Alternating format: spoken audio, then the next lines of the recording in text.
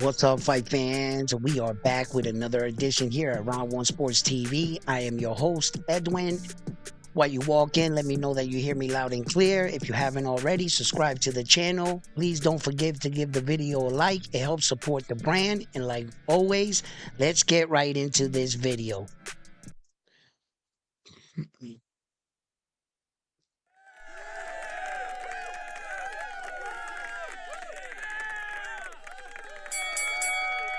Where do all fights start? Round one. Let's talk about this Ryan Garcia thing. It seems like it's not dying down, and it's one of the biggest buzzes that are going around in the sport of boxing. Now, this is the bullshit that I'm talking about. This right here. This is what the doping agencies, right, have to deal with all athletes. They quickly get their lawyers involved and accusations are thrown around and people make assumptions on what should be or shouldn't be. And in this situation right here, I got to admit, Ryan Garcia's legal team fucking sucker punched all of us. Let me explain why. To all the Devin Haney people out there that feel like justice hasn't been served, that Ryan Garcia tested for a banned substance, that no matter what, he had a PE in his system or whatever, and he cheated. They're going to stick to that narrative, right? And the whole world has been watching intensely, closely to see what would actually happen. But I got to admit, Ryan Garcia's legal team, they pulled an okey doke, a true okey doke, right? Check it out. Not only is Ryan Garcia not going to go down as a cheater, but now Devin Haney really doesn't have nothing. Stay with me. Let me explain what just happened. This is very interesting. Ryan Garcia took the plea deal that the New York Boxing Athletic Commission deemed him, what they found him guilty for, and they released a statement, the New York Boxing Athletic Commission, on the reasons and why they suspended Ryan Garcia. Ryan Garcia, his lawyer is a really smart man, and he really played the system. He went and had Ryan Garcia submit two other bottles that were substances that he admitted that he took. By him admitting that he took substance that he did not declare leading into the fight, meaning this is a rule in the doping agency that is put in place that says to every athlete, every supplement you take leading into the fight has to be submitted. Okay? If you do not submit those supplements, they can disqualify you because you didn't give them an opportunity to test everything you were taking. So, in fact, by Ryan Garcia weeks out, weeks ago, he did this move, and a lot of people didn't understand why. Not even myself, right? Because basically, what he did is admit that he took supplements that he didn't report. Like if he took creatine, anything, you got to report all of that. So by him admitting his guilt, right there, the New York Boxing Athletic Commission said, "We got you. We got you right there. We don't need anything else." And the reason why the New York Boxing Athletic Committee jumped on Ryan Garcia on that, which basically means he told on himself once again. Remember why we're here. Because Ryan Garcia, VADA is a voluntary doping agency. So Ryan Garcia put this on himself, his own heat. Not only did he put the heat on himself, but and then he told on himself, right? A lot of boxing fans are quickly taken to social media saying, we have a video of him admitting that he did this. You're not held guilty for sarcasm. Just because Ryan Garcia got up there being sarcastic, people want to take that and make it official. That's just like if you accidentally reneged in spade and somebody forces the renege. Brother, I was the one that caught it. And I took the card back. And no, renege, renege, renege. Bro, you're forcing it. Ryan Garcia didn't actually admit to anything. He was up there being sarcastic, being stupid. That's not an admission of guilt. He wasn't in a courtroom under sworn in. What does that mean? Nothing. Okay? All he has to say is he's being sarcastic. That goes away. Now, when he went and did that and admitted that he took substance that he didn't report in, the New York Boxing Athletic Commission grabbed him on that, right? And I was thinking to myself, why would you grab him on that? Right? And I was saying the reason why they grabbed him on that, because something is wrong with the testing. Something really went wrong in the testing because it's coming out that Ryan Garcia popped clean the day before. The very next day, he popped dirty. And then Victor Conten's name is being thrown around a lot. Now, I can quickly make up a case right here to make Devin Haney look really bad. Just like you can make up a case to make Ryan Garcia look really bad. Okay? But the fact of the matter is, what the New York Boxing Athletic Commission found Ryan Garcia guilty for was not reporting what he took. He's probably the first boxer in boxing history to be found guilty under that law that's in the rule books. No fighter in boxing have I ever heard, not even remotely close, to being suspended because he admitted he didn't report all the vitamins he was taking. There's never been a boxer in history to be suspended under those guidelines, but the rule is there. Ryan Garcia is the first boxer in boxing history to about to get a year suspension for such a rule. You see? So, what does this mean? This is a fucking power move by Ryan Garcia's lawyer. If you suspend Ryan Garcia for a year for not reporting what he was taking, then you didn't suspend him for PE use.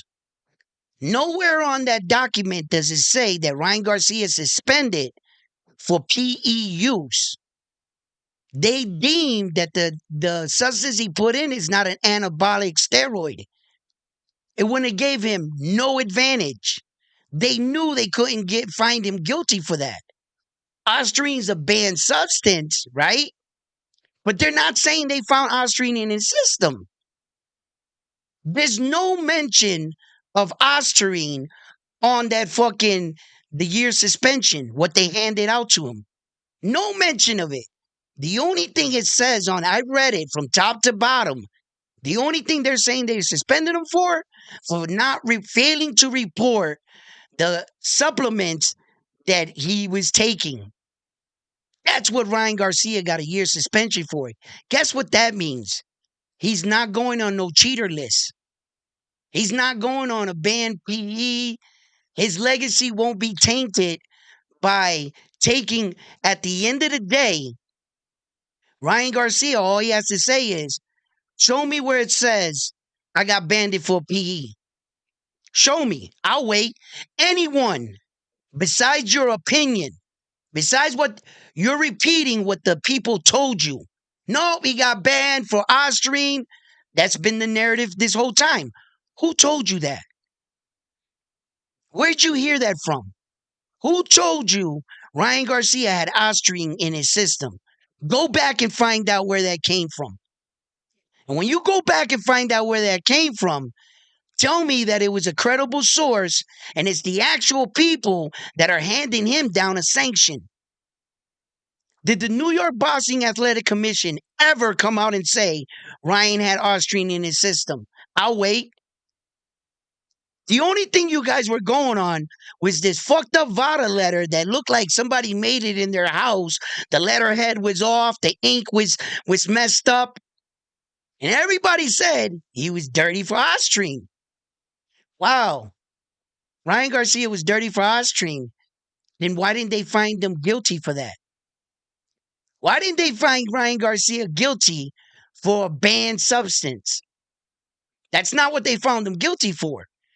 You cannot call Ryan Garcia a cheater now. He already pleaded guilty. He paid the fines. He's taking the ridicule. They found something to find him guilty on. They jumped on that, and Ryan Garcia and Ryan Garcia's team agreed to it. It's a done deal. That's a done deal. Devin Haney goes to court. He doesn't have any guilty findings on the Ryan Garcia being tested positive for any banned substance. No, doesn't. The only thing he has left is VADA, which New York Athletic Boxing Committee apparently is not taking them as a credible testing source, and they're not using their testing to deem Ryan Garcia guilty. They're using what Ryan Garcia said out of his mouth. Oh, I took this, but I never reported it. Gotcha. Gotcha. That's in the rules. You got to report everything. You're suspended for a year. That's what they suspended him for. It's the truth. You don't want to believe me? Go read the letter that the New York Boxing Athletic Committee wrote and get back at me. Read it from top to bottom, like the entire world is right now. Everybody is in an uproar. Devin Haney is fucked. He got nothing. Not only is he beltless, okay, because they put him a champion recess. That's a nice way of saying we're stripping you, right? When they announce that Albert Poho versus Sandor Martin is for the WBC 140-pound champion of the world, and that they upgraded Albert. He's already the champion. So how the fuck is Devin Haney a champion in recess and he's going to stay champion? If on their night they're fighting for his belt, people wake up. Devin Haney's belt is gone. Devin Haney, bro, he put himself. Devin Haney has no one to blame but himself for this now. Now he didn't play the game.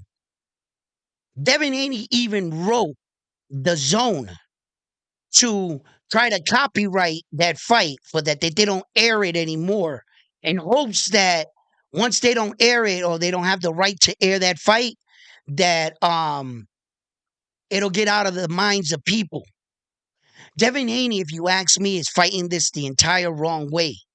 That's not how you do things in fighting and boxing, brother. You don't try to erase that by trying to take it away from everybody. You know how many people have recorded that? Do you know how many memes? That'll never go away. Your angle is all wrong, Devin. The only way you're going to get rid of this, go in the ring and kick ass. Go in the ring and be the fighter that you claim to be. No more free rides. No more emails, being champ. No more beating one guy for 3 belts.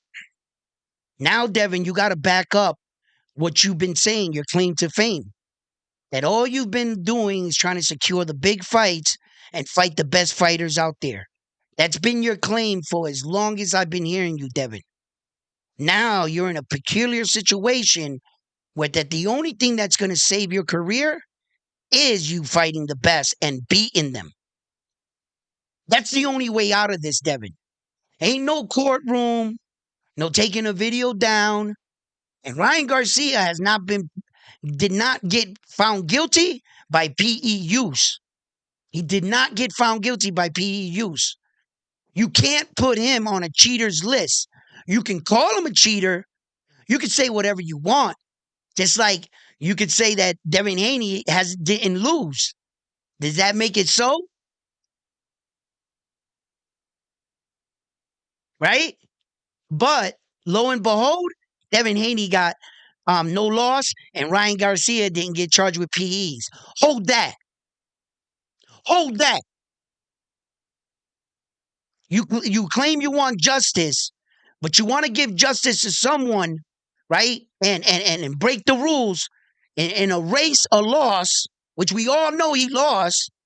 But Also, get mad when they show Ryan a little favoritism and don't find him guilty for the PE. You want it all the way.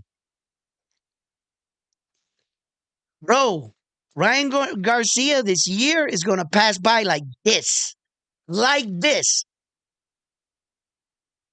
And if Devin Haney doesn't get in the ring and fight someone to get his confidence back up, and he's going to put all his eggs once again on the fact that he thinks he's going to come back and fight Ryan Garcia right away, now you're just putting your career on hold for someone else. Another wrong move. It seems like Devin Haney, every move he made, for me, it was all wrong. No wonder he's getting so much criticism from the fans. He's not showing a Warriors champion's pedigree. What he's showing, to be honest and fair, a sore sport and a crybaby. Devin, you got your ass kicked, bro. There's no PE on earth that we're gonna blame this on like this. Nothing, nada.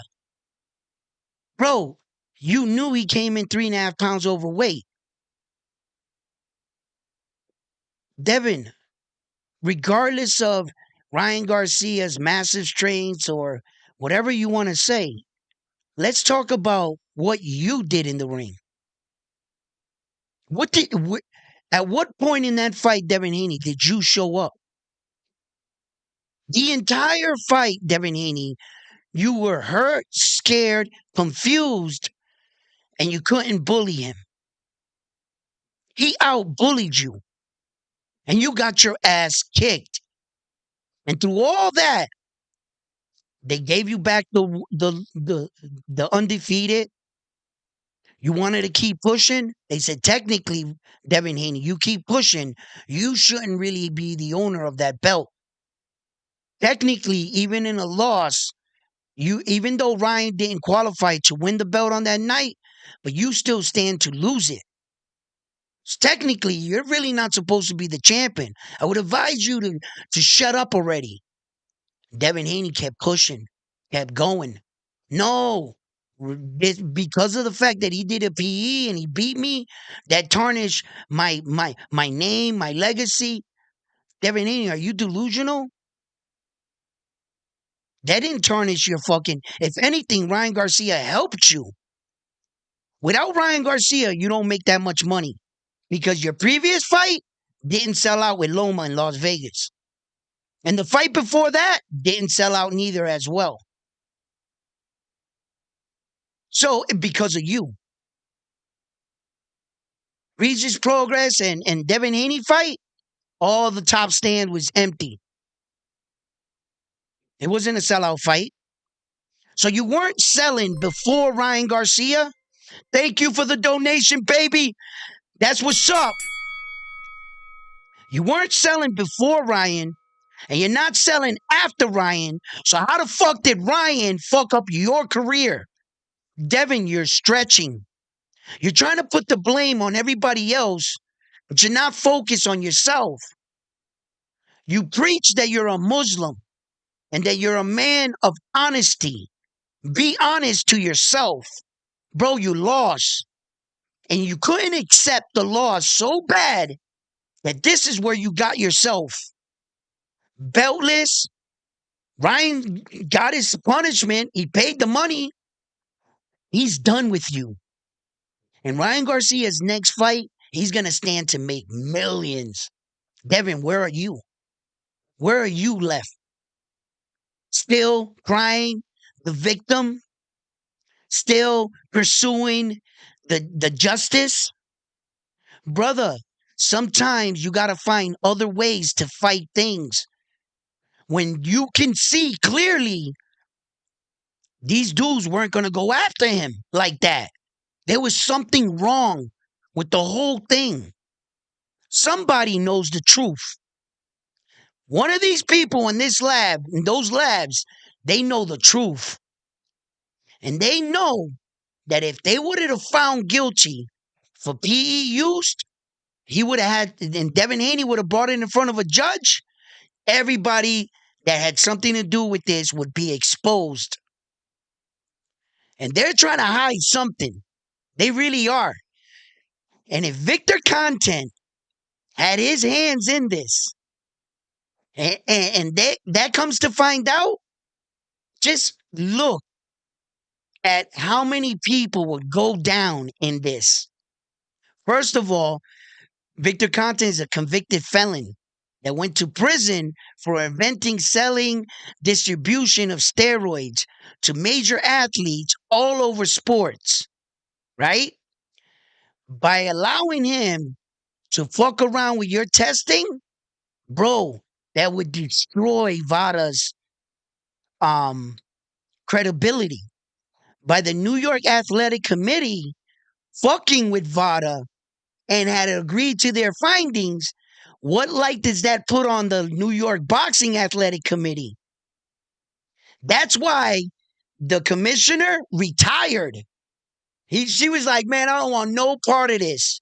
Because she knew when she got all the evidence, bro, there's something wrong here. I want no part of this. She quit her job. They put somebody else in. They figured out a scenario to this whole ordeal. And they said, yo, listen, there is a way that we can wipe away the PE thing, still give them the suspension, find them, right? But if we don't find them guilty for the PE, then all the evidence is hearsay because we never found them guilty for that. You don't have to, no one has to investigate this because that's now the only thing you need to investigate is what we found them guilty for. And we got his admitting that he didn't turn in everything he used. He's admitting he's guilty. That's where the case is at now. That's what they found him guilty for. That's all you can investigate. The PE scandal is not part of what we found him guilty for. And there's no more investigation to what's really going on behind that test. Ryan Garcia got found guilty for not submitting supplements. At the end of the day, he's doing a year suspension for that. Not for Ostrine, not for banned substance, not for PE use. He's not going on a list. And here I thought there was no way out of this.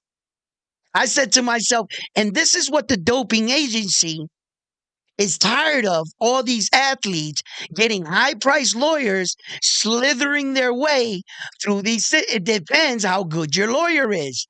Ryan Garcia's lawyer, bro, I got to give it to that dude.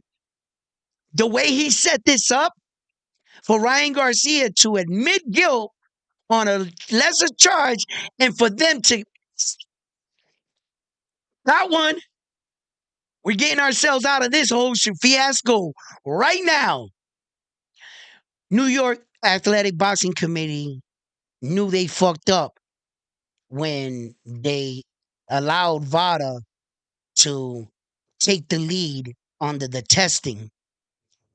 Whatever method they used of testing, whether they went to Ryan Garcia's house or something, there was probably a rule in there where they weren't probably supposed to test Ryan. It was probably the New York Boxing Athletics turn or something. And some rule, something got broken there. Somebody had one missed vial, something, right? I don't know what it is. But I know that the New York Boxing Athletic Committee, the New York Boxing Athletic Committee was wanting to distance themselves from the PE scandal. Because if they wanted to pursue this, they got all the evidence. If what you're saying is, no, wait a minute, Ryan tested for Ostrine. Who the fuck told you that? Who told you Ryan Garcia tested for Ostrine? And where's the test that they released that says positive? Or were they just pictures of vials and a bunch of YouTubers screaming it at the top of their lungs? Where did you get your information from? Who told you this? Where's your source? So you're saying that the New York Athlete Body Committee came out and said he tested positive for Austrian. Where show me a letter that comes from them. Not don't show me a letter that comes from someone's lawyer or someone's team. Think about it. How many of each team's lawyer or someone type up a letter and put it on social media? That was them. That wasn't VADA, and it wasn't the New York Boxing Athletic Committee. And that fake VADA letter, I told you guys, watch out for that. I told you guys, wait until you hear a definitive answer from the New York Boxing Athletic Committee. Right? Ryan's lawyer, yo, his lawyer teams and them, they nice, bro. They nice with it.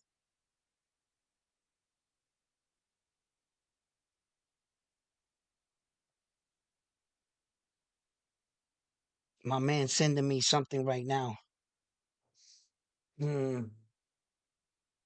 Michelle Ali Rivera, Saturday, July 27th. So he's gonna be making a ring return. That's good. Devin Haney yeah, made request to the zone to remove fight from footage. Devin Haney made a request to the zone. Yo, he's trying to get this fight just taken out. And that's not how you fight this, unfortunately. Leave that footage. Leave that. Leave that tape. Anybody want to go? Don't.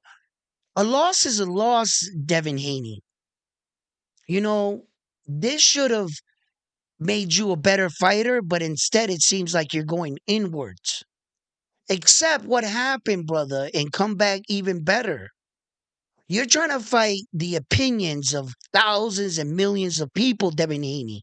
You're not going to please everyone. Your approach that you're taking towards all of this is wrong. Don't you understand, Devin Haney, that this started in the ring? You're going to have to deal with this in the ring, not by public opinion, a courtroom, none of that shit. The only way you're going to get back in the good graces in the sport of boxing, knock some people out, win some fights. That's it. Your claim to fame is that you wanted to fight the best and you're here only to fight the best. Then why didn't you fight Sandor Martin? Why is it that the WBC, you said loud and clear, fuck you to the WBC, and the WBC said, oh yeah, we're gonna knock you off your high horse, Devin Haney. In fact, not only are we gonna announce that the Albert Pool fight versus Sandor Martin is for your title, we're also announcing the the person um the the mandatory to the winner. Not only are they announcing that that fight is going to be for your belt, but if you're thinking you're going to fight the winner out of that, no, you're not. Gary Antoine Russell is going to fight the winner, whoever fights for that belt. That's how far away they're pushing Devin Haney back now. The WBC is really showing their strength on Devin Haney. They're letting them know, really?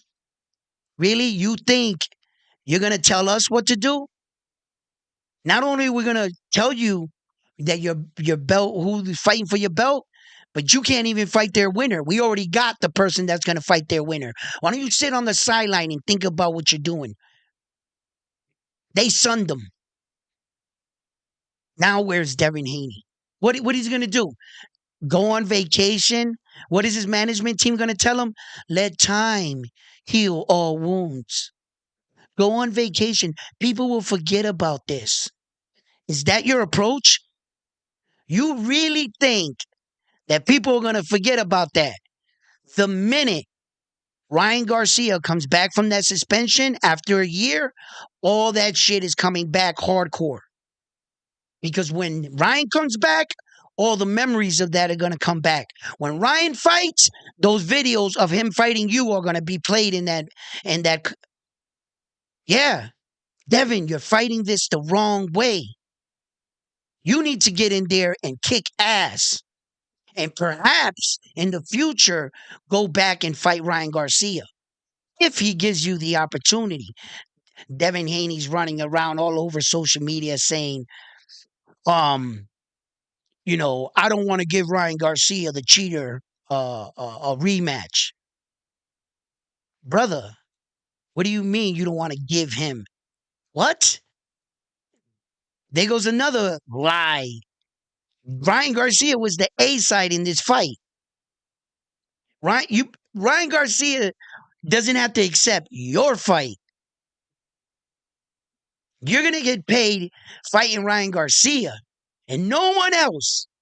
So if Ryan Garcia chooses to opt out and say, you know what, Ryan, Devin Haney, I don't like everything you said. I don't like the way you acted. I don't like how you took the loss. I don't like how you know what? I got bigger fish to fry. I don't want to fight you. All Devin Haney can do is say, Ryan Garcia is ducking me, but you don't make millions for saying that. Just stand in the corner over there yelling from the top of the roof, Ryan Garcia is ducking me. Who gives a fuck? Ryan Garcia is doing Ryan Garcia shit, making millions. You think he gives a fuck about helping your career?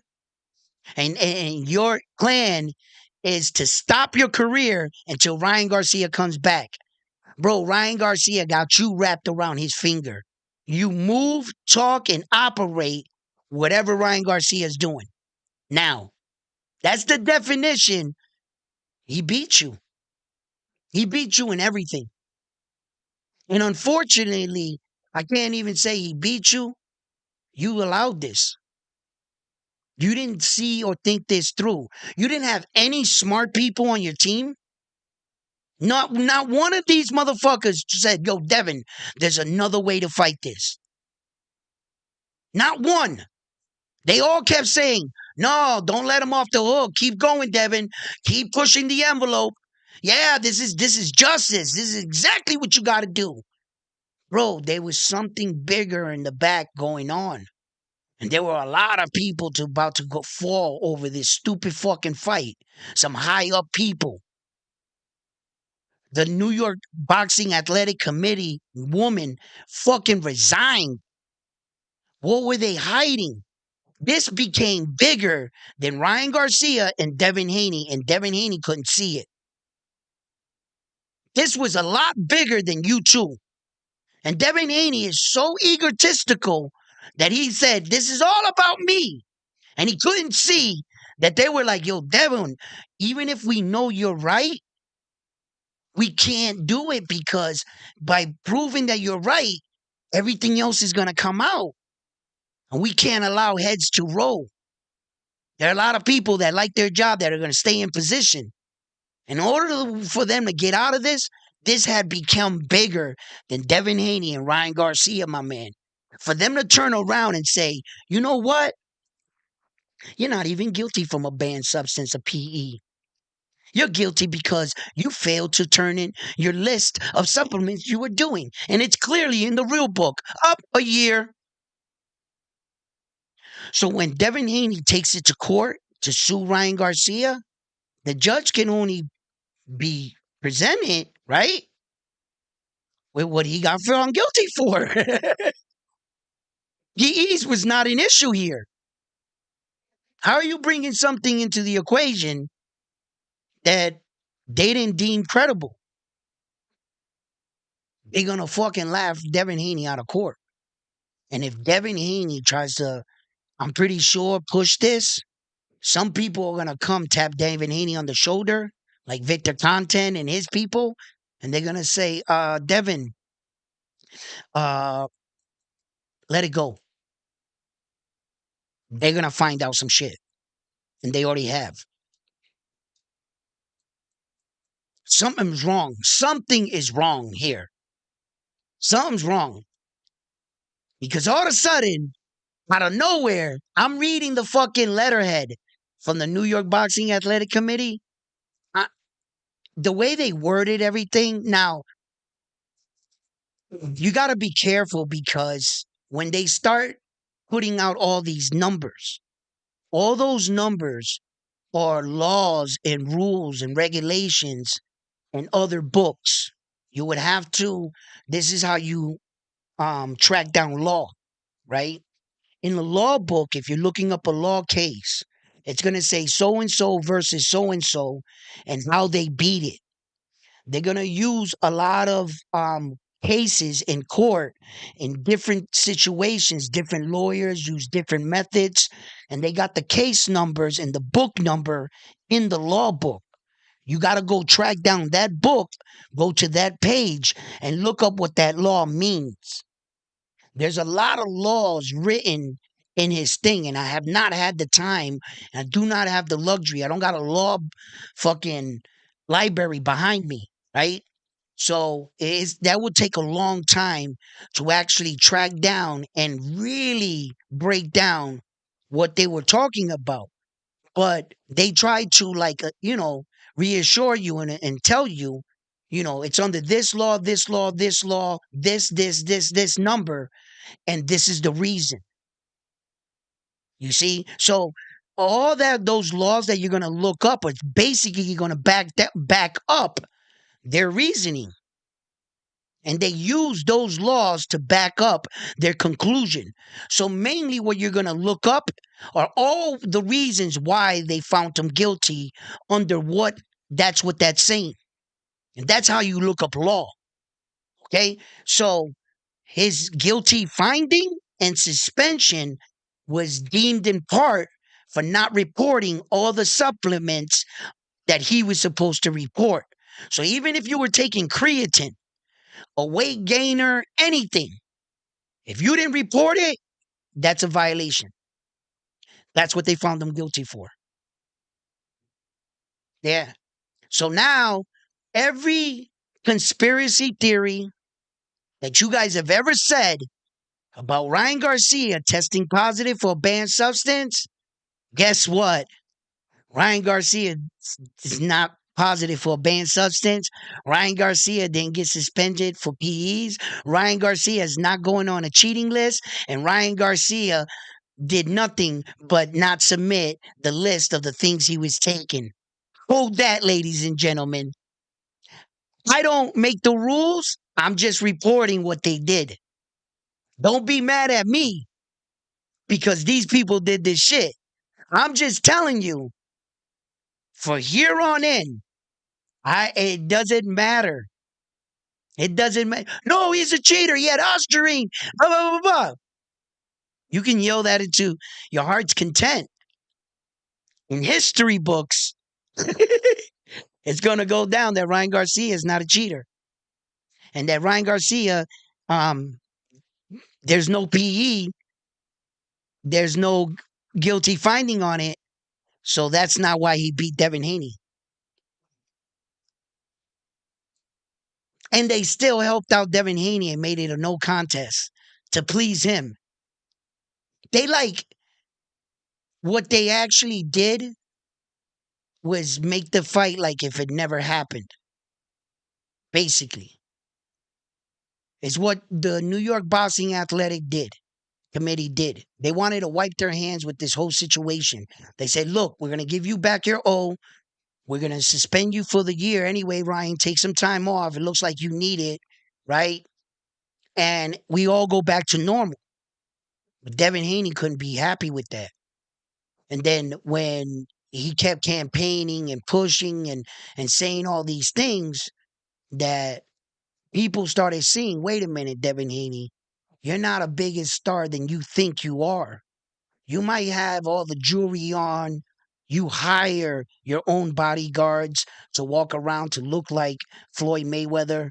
You try to copy other boxers' styles and stuff because you were never brought up like that. You had a good father, Devin Haney, and he gave you a better life than most of us. Just be yourself. It doesn't make you any more of a man or less of a man just because you were in the hood. I think that you're a better man. You got a better upbringing, a better education, and that was due in part to your father that loved you. I got to admit that. I give him no shit for being from suburbia. That shouldn't be a knock on him. But his image of what he wanted to portray, he was doing it all wrong. Devin Haney did a lot of bad moves, and a lot of these things backfired because of Devin Haney. Because in his pursuit of trying to give an image of what he's not, Devin Haney's more focused on what he looks like. He's like that dude that wants to look like Michael Jordan going up to the hoop, but shoots up a brick every time. And Devin is not concentrating on the real fighting. He's talking like he is. He's talking like he's that guy. But let's just think about it. Who has he fought? Besides Lomachenko, which is a credible win on his record, let's just think about this. The only fighter, and that was razor thin. So his greatest challenge is a questionable one. After that, who does he got? Regis Progress? Jermaine Ortiz, that was his second time he's ever been in a 12-round fight. The only thing wrong with Jermaine Ortiz was his inexperience. Right? No, he didn't fight Jermaine Ortiz. What I'm talking about, I'm getting ahead of myself. I was going to say he didn't fight the likes of Tio, which fought Jermaine Ortiz too. And so Jermaine Ortiz was inexperienced, but he was a good fighter that Devin could have had fought. Right? So let's think about this. It went Regis Progress, right? After Regis Progress, from Regis Progress, his last fights at 135 weren't. No, he fought Regis Progress, Lomachenko, then he fought George Kamboza twice. That's how it went with Devin Haney. Yeah. His last fight was Regis Progress, then it went Lomachenko, then it went George Kamboza. From George Kamboza, right, fighting him twice. Linares, was it Linares before him or was it someone else before him?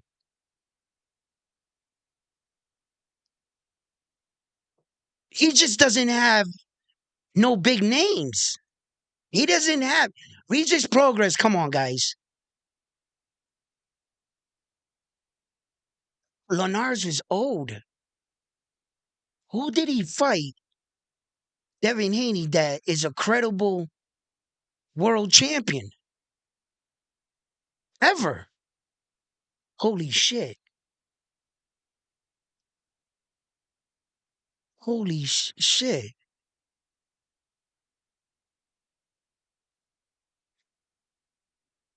David Haney should be lucky to be thankful that he was in the position he was in.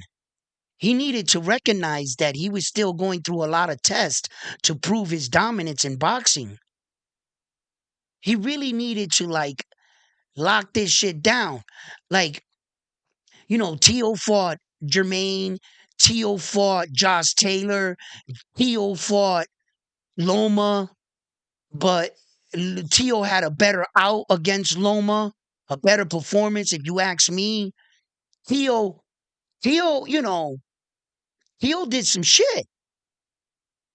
I mean, that win over Josh Taylor, even though Josh Taylor didn't come in with all 4 belts, he took Josh Taylor's O. You got to give it to Tio. And now that Subriel Matias fell, Liam Parles, the newly acquired IBF, he's done some work in the 140, but the biggest win besides Subriel is Montana Love. So, see, Devin, man, see, that's that bullshit I'm talking about. When you really break down Devin Haney's reign, he didn't have the best reign. And now that you're in this situation, you want to win in court? You want to do your fighting in court? Devin, this is not where this started at. This started in the ring. You know how when they said this shit started in the streets, let's keep it in the streets? This started in the ring, let's keep it in the ring. He's not choosing to do that.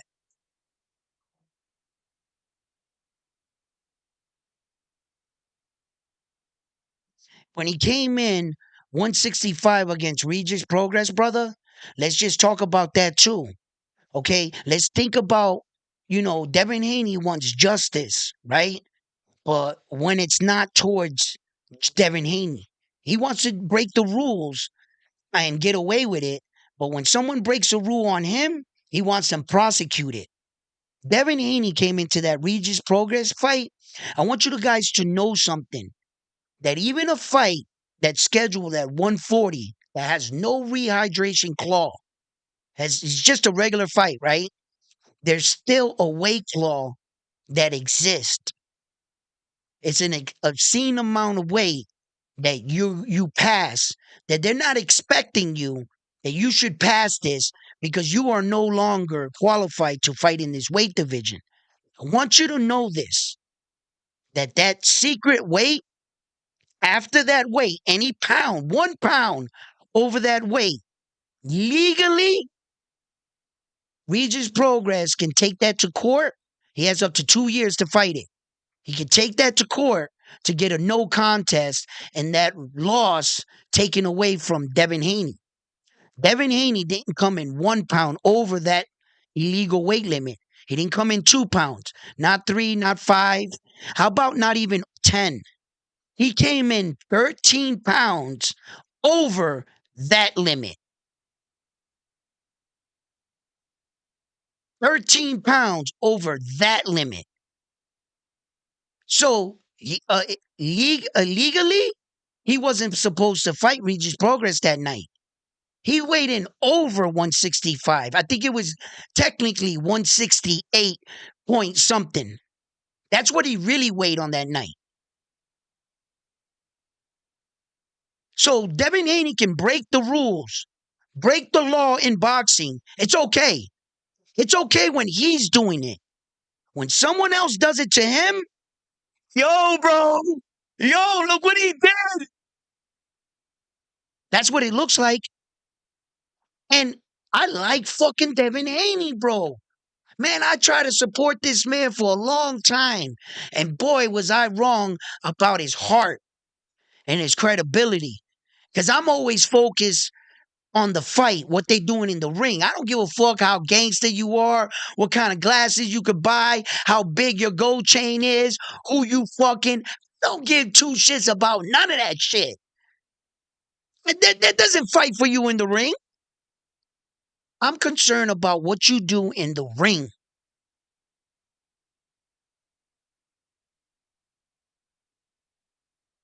What's up, Road Rage?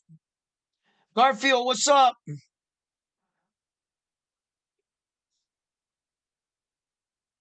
P, what's up? TW Soft One. I'm not gonna read it because it'll probably make me say some dumb shit, and I'll walk right into it. Be relaxed. What's up? I agree. They have the power to pull strings for certain people and not others. Yo, Devin was, I mean, Ryan Ring, and look how big Ryan Garcia was to him.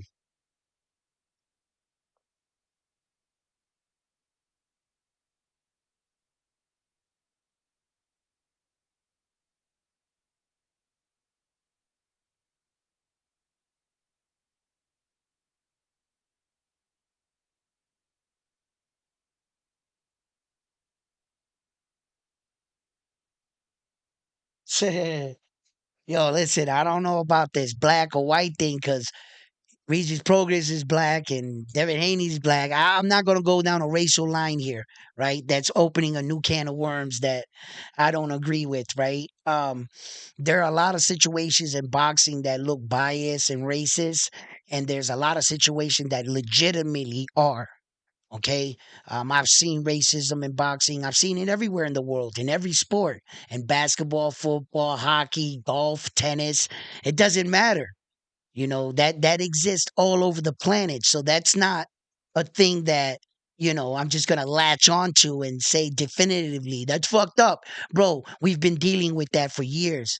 If you're another ethnicity and you're not white or whatever they say, whatever, or you're not favored in that country, because if you're in that country And you could be white, black, Chinese, or whatever, but you're not from there, then they'll show racism or favoritism towards their guy. So racism works in many different ways. It's not a black and white thing only. No, it's not. There are many nationalities that show racism against another nationality all day, every day. It happens around the world. So that's not the focal point of this.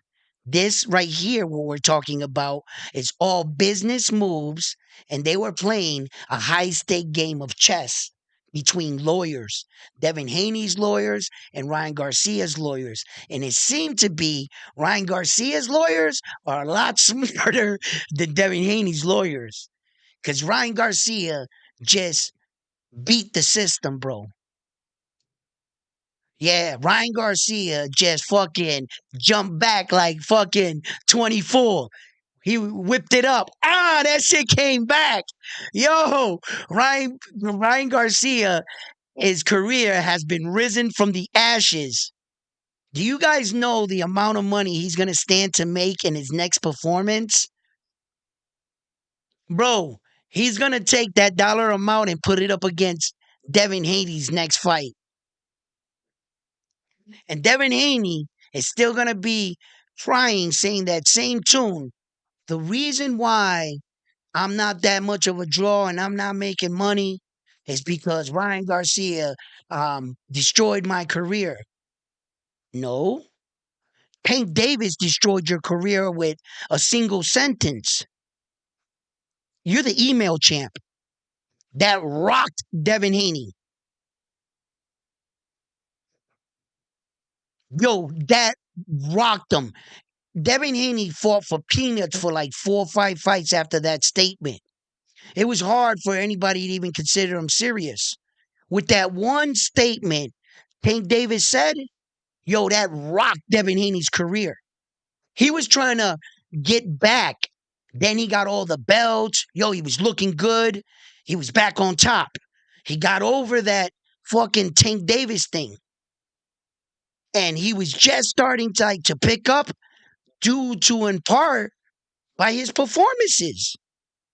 He went 24 rounds with George Camboza, and he didn't drop him once. He went 24 rounds with that dude and didn't knock him down one time. Yeah, Teofimo Lopez lost to him, but Teo dropped him. Teo got blood out of that man. You might have eased up his face and gave him some red marks, but Teo put that man on the floor. He might have lost the fight, but you went, and Teo only went 12 rounds with him and put him down once. Devin Haney, you went 24 rounds with this man. You didn't even give him a standing eight. So it's due in part to himself. And I want you guys to understand that. Boxing is revered because, one, you got to be a fan-pleasing fighters. You got to you got to sell tickets. You got to put asses in seats.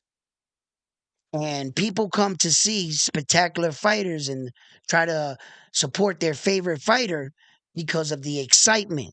We're going out, we're with our buddies, we're drinking, we're a little buzzed. We want blood. We don't want to see two guys dancing around clinching for 12 rounds and then a scorecard has to be read off. We like that Terrence Crawford shit. His last 10 fights knocked out all his opponents. We like that Naoya Inoue blood, the Japan dude, knocking everyone out. You know, Tank Davis, brutal knockouts. When you go watch a Tank Davis fight, you don't go to watch a Tank Davis fight to expect to go to the scorecards. The announcers are saying at a Tank Davis fight, someone's going to sleep tonight. They're not saying, we think it's going to go to a 12-round decision. There's 2 skill boxes. They're not saying that at a Tank Davis fight. That's why he's making Tank Davis money. At a Devin Haney fight, they're saying Devin Haney should be able to win this fight with his jab. He's going to outpoint him. He'll go 12-round decision, and he should get either a unanimous decision. That's what they're saying at a Devin Haney fight. Let's be honest. So this is due in part to himself. But like I said, there was another way out. Fight fans and, fight critics, you go out there and you knock somebody out and you give the fans blood, they'll love you again. They will love you again. You just got to give them an ooh.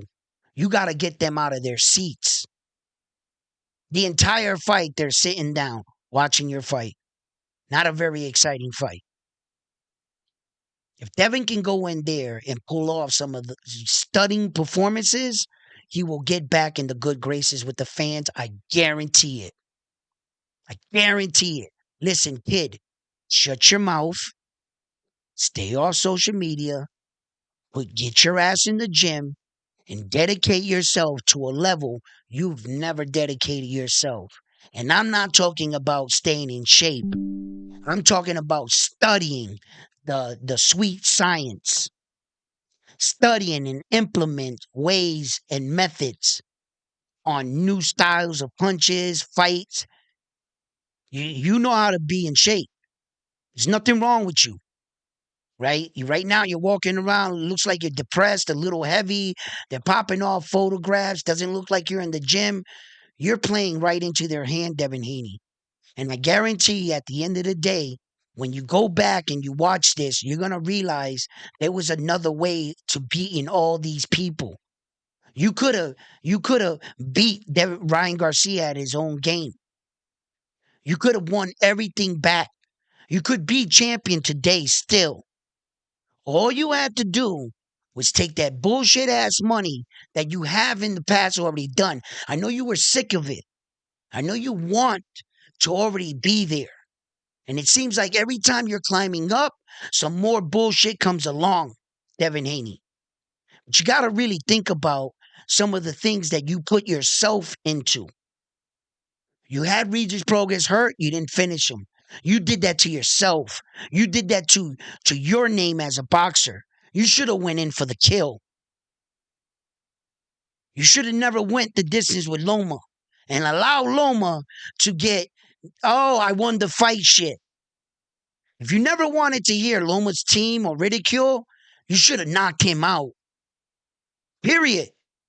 If you were the most superior fighter and you're the best and the best fighting the best, Terrence Crawford, now yeah, in a way, they're knocking off their top opponents. And as a matter of fact, if you want to be technical, Lomachenko wasn't even ranked coming into that fight. So you didn't fight the number one guy, the number two, the number three, the number four. Lomachenko was coming off a hiatus. They gave him top rank, bought him that opportunity to fight you, and you went along with it for the money. So they bought Lomachenko that fight against Devin Haney. Yes, he wasn't a top rank opponent, and you couldn't knock him out.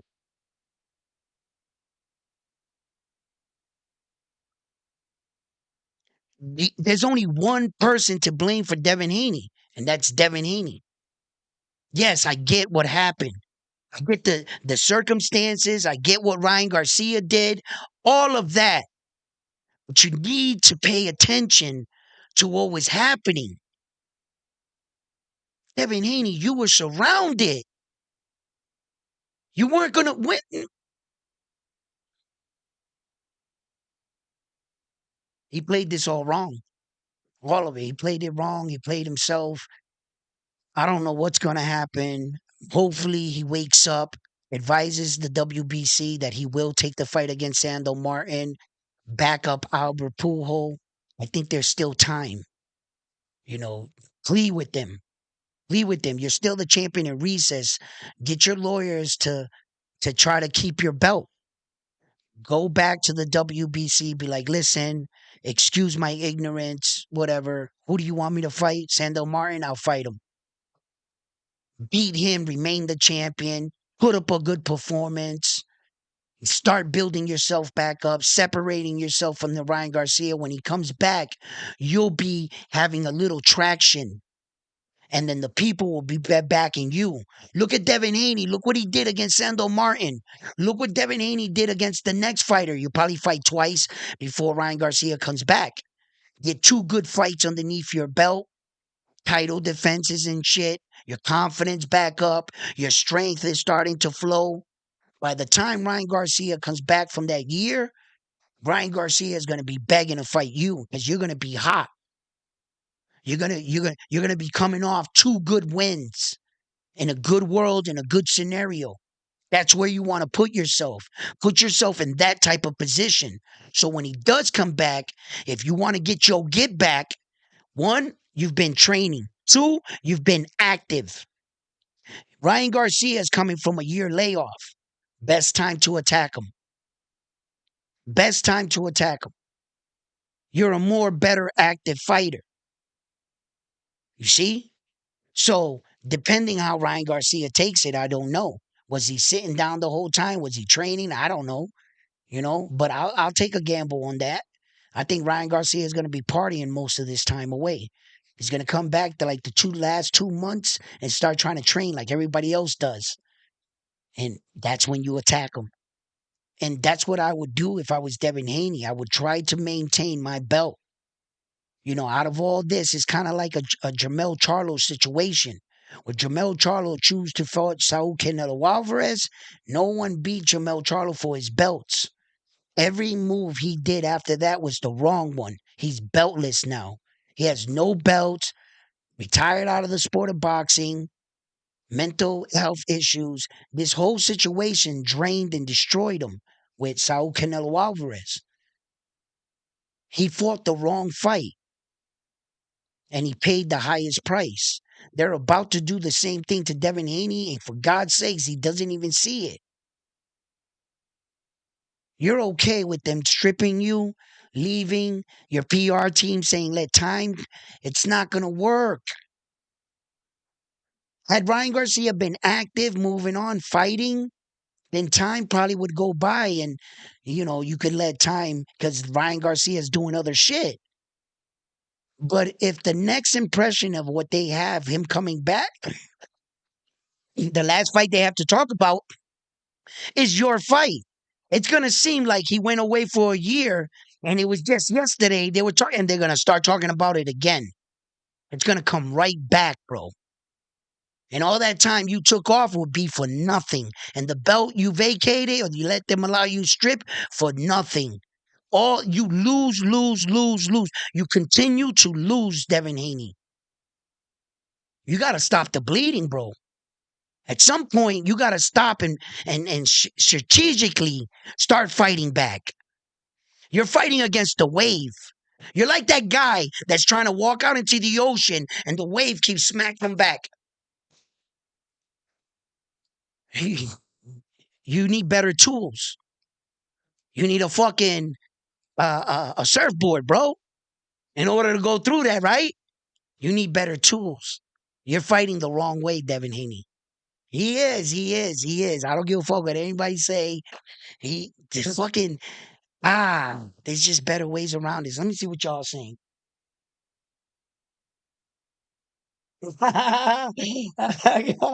Armando, what up, baby?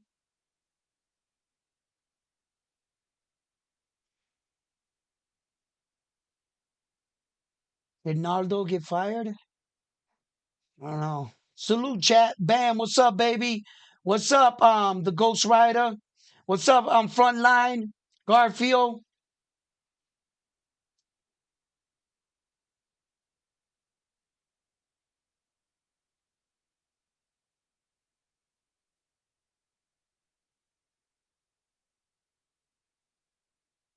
Well, that's not necessarily true. Blacks don't fight the best.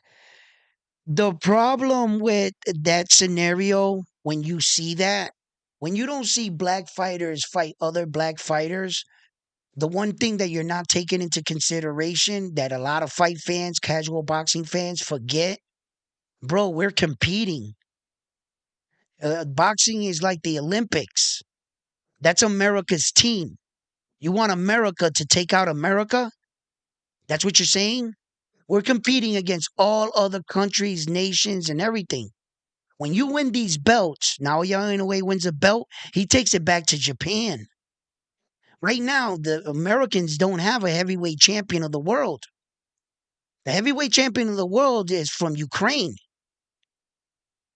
When you're saying that the blacks don't fight the blacks, is because the Americans don't want to take out the Americans. What do you think? We're going to fight each other, and then one of you guys from another country is going to slide in, beat one guy, take all the belts back after we took each other out? Whenever you see a lot of that, it's because the managements and the teams are talking behind the scenes.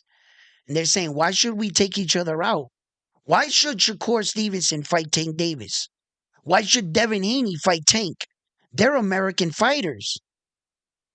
Why don't you do exactly what Errol Spence Jr. did and Terrence Crawford did? They beat everybody else in the division, all other countries, everybody, until it was only them two standing. They even took the lower forms of each other out. Like when Sean Porter fought Terrence Crawford, those was good American fighters to see who the best one was to go after the last remaining American fighter, which was Errol Spence Jr. So when you're constantly saying, "Oh, this black guy is ducking this black dude," they would fight each other in a fucking alley behind the building if you let them. But their management are a lot smarter. That's why fighters don't make fights, because a fighter will always say yes.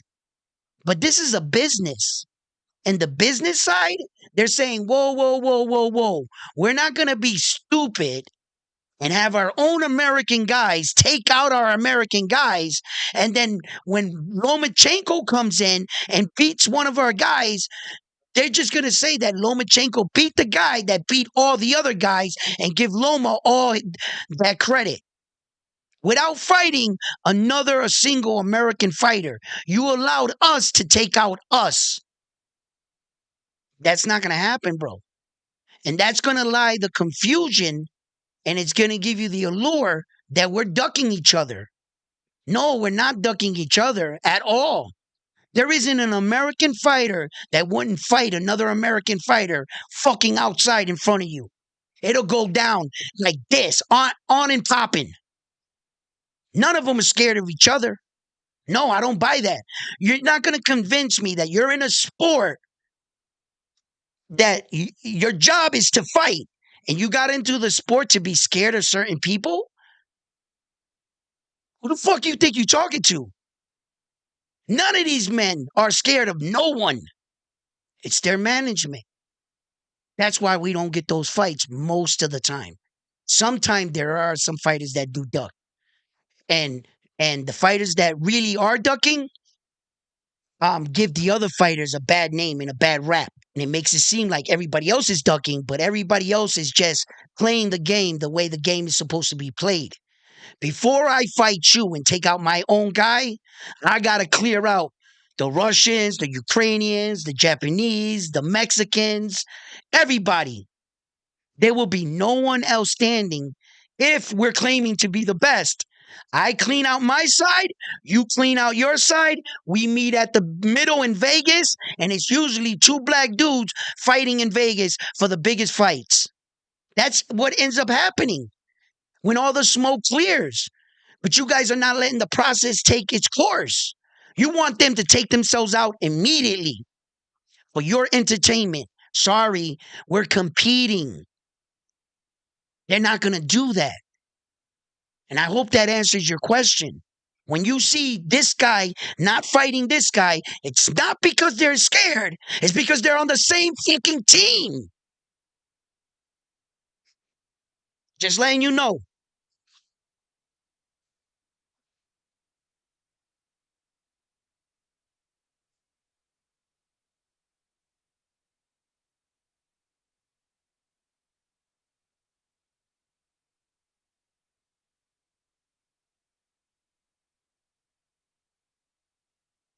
Crawford had to chase Errol for a while.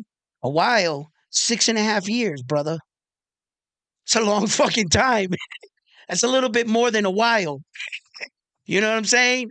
6 years he chased Errol Spence Jr.?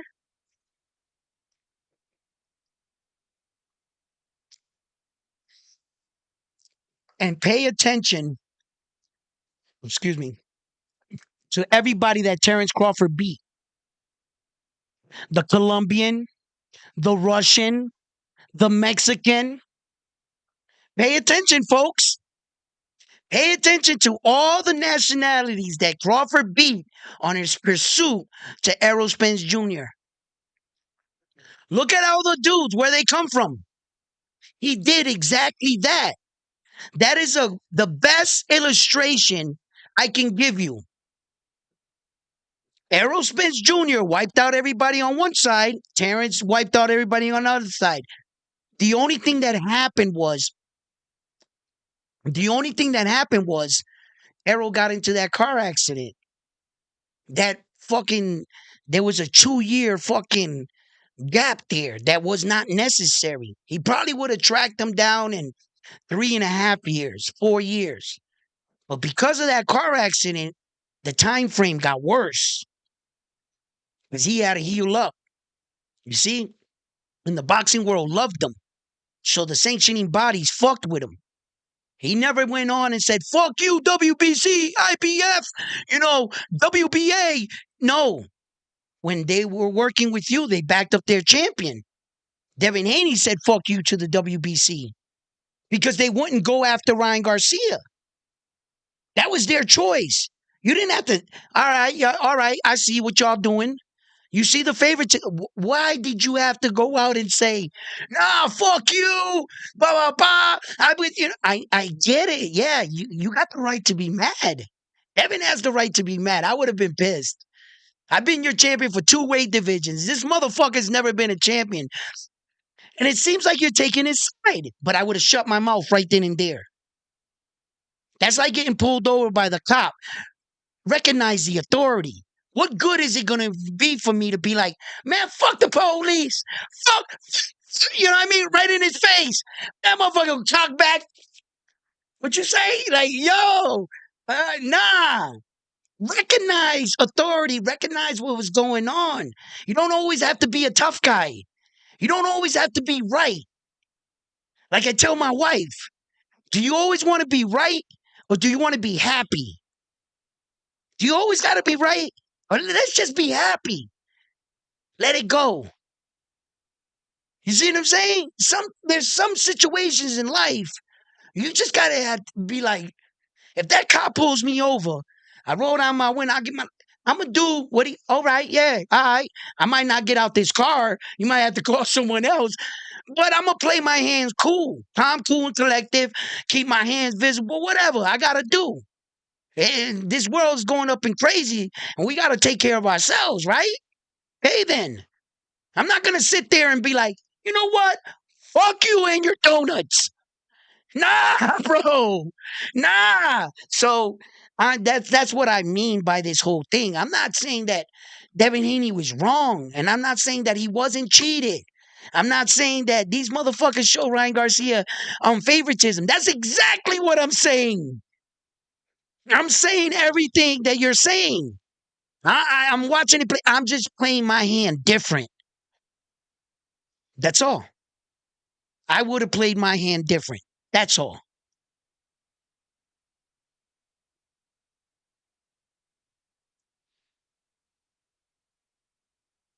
Oscar Collazo.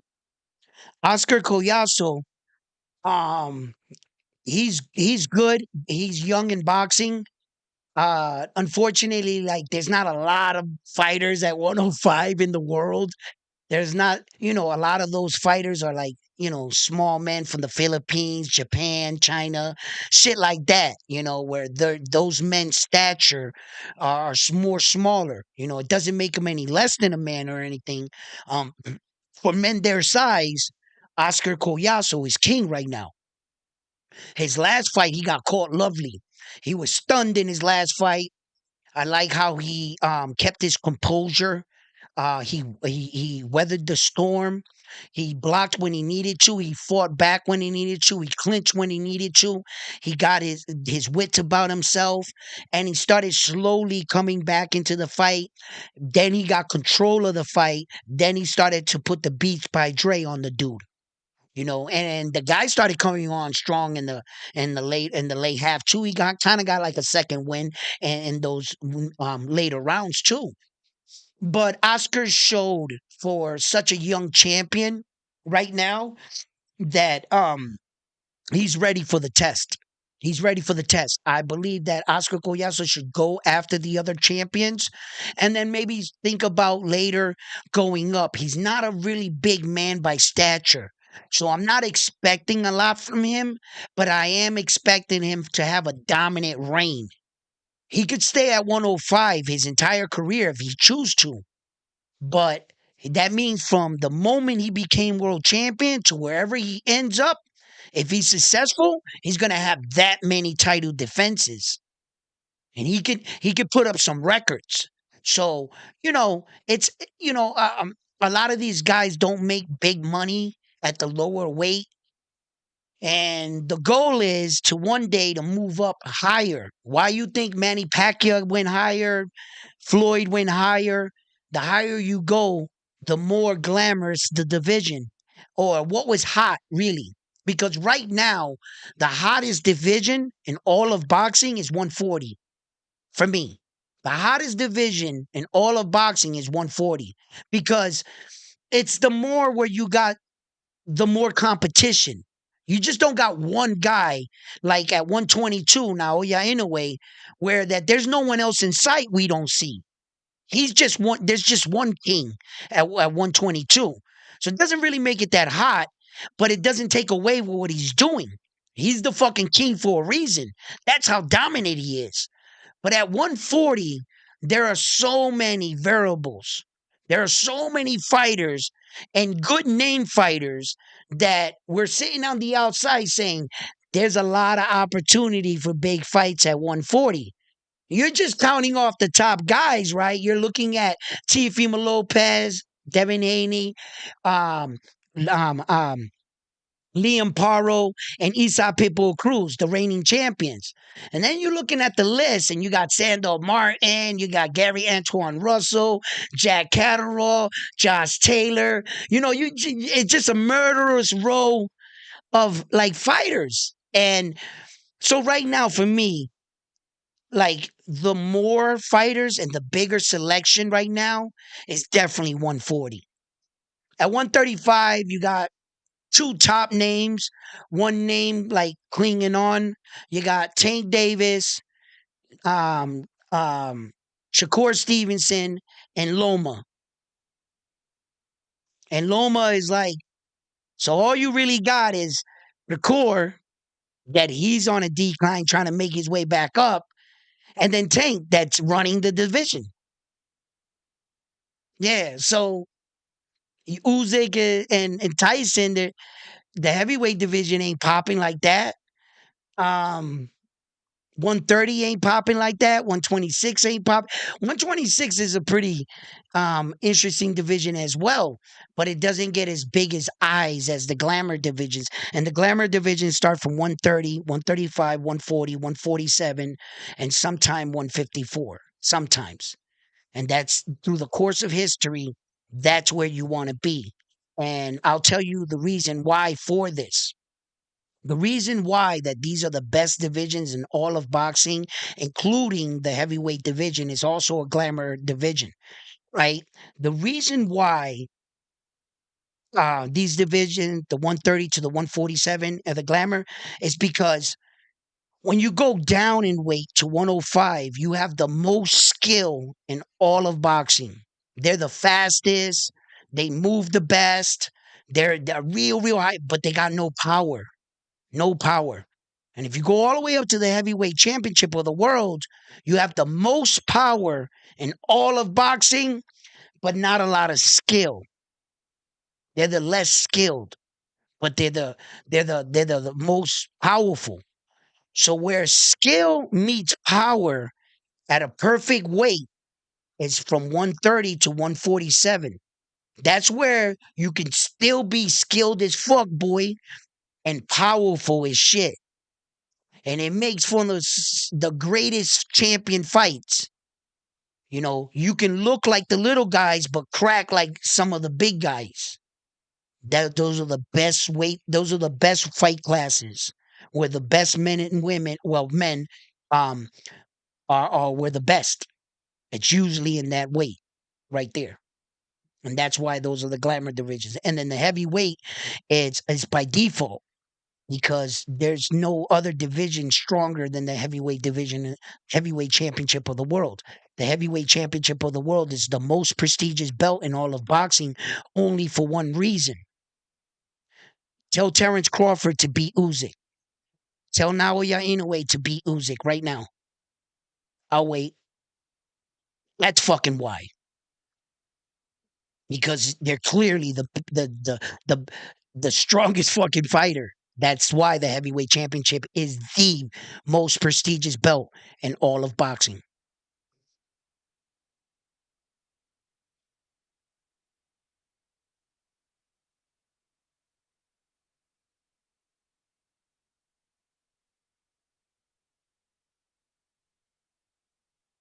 Listen, check this out, brother.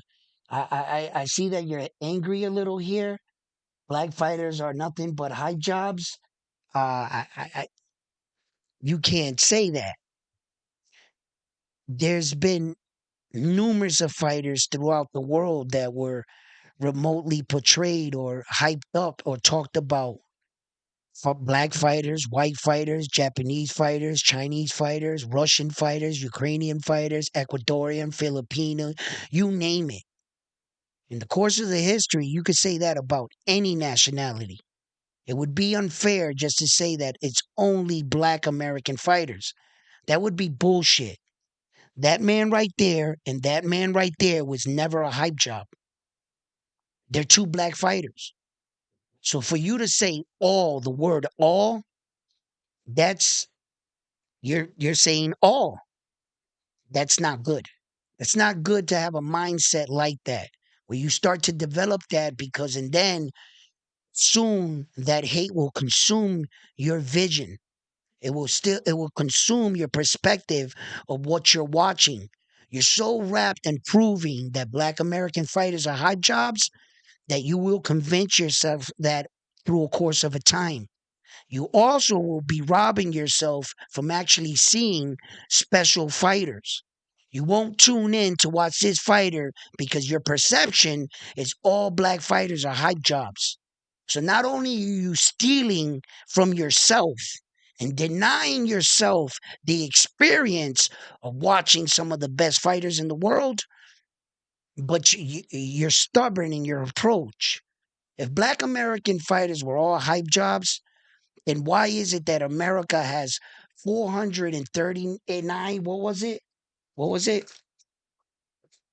Here's your hype job statistical ratio. America currently has 430 world champions. The next people in line are Mexico with 192. The next people on nine are Japan with 76. And this is throughout the courses of history. So if black fighters were hype jobs, why is it that they quadrupled the next available fighting nation? That would be you being biased, unfortunately. You see, just because one black fighter is a hype job, of course, there's somebody's going to hype up somebody in any nationality. They try to say that Naoya Inoue was a hype job from Japan, right? Is he a hype job? I don't give a fuck what they say. There's no way on God's green earth Naoya Inoue is a hype job. He's the real deal. But they try calling him a hype job, and it seems like you're calling Tank Davis a hype job. It would be the exact same thing that they're saying that this guy's a hype job by you saying Tank Davis is a hype job. You're becoming the same thing you were fighting against. By your passion, it blinded you to any hearing anything else. You shouldn't let what people say about your favorite fighter affect you or lead you down the road of using that same method just to call someone else a hype job. Be better. Be better. Allow your fighter to prove you right. I tell you every time, You think Naoya Inoue's a hype job? Okay, we'll see. And time again, he proves me right because I know what my boxing eye is telling me. That's why I'm able to see him. I'm not blinded by what they want me to think he's a hype job. You call him a hype job. Let me look at him for myself. When you watch Tank Davis fight, do you see a hype job? I see a knockout artist. And if you dare to say, yeah, I see a hype job, bro, you have allowed the hate to consume you and you have officially become the thing you were fighting against.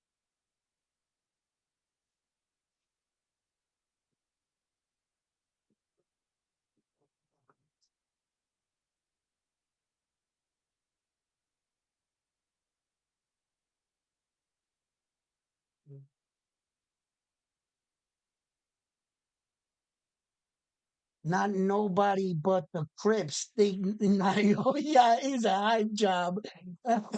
No.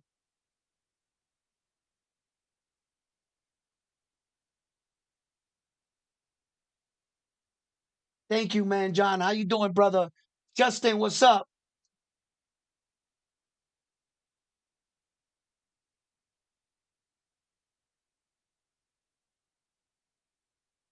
Listen, first of all, Crawford and Tank Davis are in two separate weight divisions. They should never fight. Crawford is two weight divisions above Tank. He's too big for Tank. I don't think they should fight. Plus, Tank Davis is an American fighter, and Terrence Crawford is an American fighter. Why would I want the Americans to keep fighting the Americans?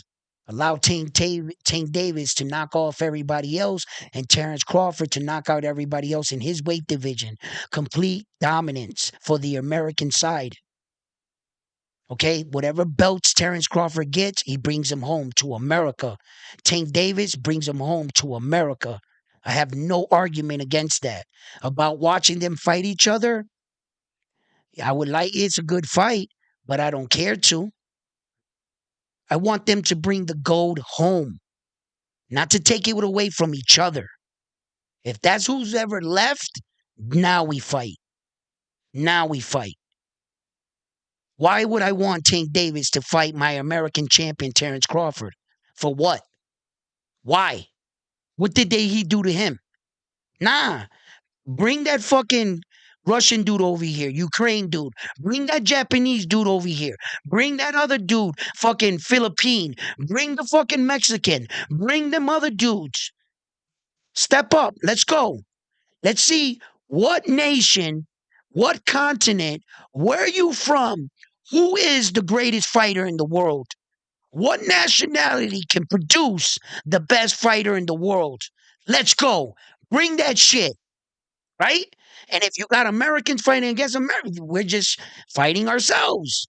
You see, the one thing America has that they fall victim to is because when you watch American sports out in America, we only compete against each other. Americans competing against American.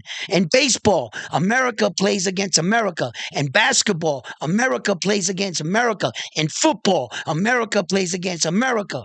So we always pick our favorite teams and players, but we're competing against ourselves. So when we watch boxing, we forget just because boxing is a single man sport, we forget that we're competing. And we easily say, no, this fighter, we want him to fight him and him and him. We we forget the competition side of all of this and what the objective is to do. We're supposed to go out, get those belts, and bring them home. That's what we're doing. That's what we're in boxing for. That's what the Japanese are competing for. That's what the Chinese are competing for. That's what Ukraine is competing for. So that they can take these belts and bring them back to Europe and have parades over there. And we're left over here with no belts. Why you think we want a heavyweight champion so bad? Because we don't have the fucking heavyweight, the most prestigious belt in all of boxing. The Ukrainians have it. That's the reality of it. Why would I want Terrence Crawford to fight Terrence fucking the Tank? Why? Why would I want Tank to fight Shakur? For what? Because you want to see an exciting fight? First, we got to make sure who has all the gold. Where the fuck is it? You mean to tell me Loma got a belt? Motherfucker, go get that belt from Loma. Who else? The other Ukraine dude got the other belt. Shakur, you go after one, and Tank, you go after the other. And then when there's no one left, now we fight. Now we fight. Not now. No, don't do no dumb shit like that, Tank. Don't you feed into the crowd and try to take your own brother out, Shakur Stevenson. Don't you do no dumb shit like that. Don't you allow them to talk you to take each other out. You guys know the rules, the hidden rule that none of us talk about in boxing. We're not supposed to fight each other in the beginning. You know it. If you're a fighter, you know that rule. Not the fans. We know it. Don't you go after that man yet. You go knock off them Ukrainian dudes first. Bring the gold back home. Then we'll talk about it. Same thing for Terrence Crawford. Is Terrence Crawford going at? Who's he going after? Ishmael. Where's he from? You guys forget. We're fighting for these. You guys just, whatever rolls off your tongue. Tank should fight Shakur. Nah, fuck that. We're on the same fucking team, baby.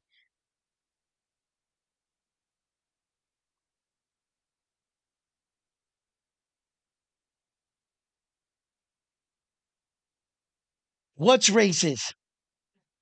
What's racist? Who said anything racist? Is his opponents I'm talking about? His opponents? What opponents? Where are we at in the conversation?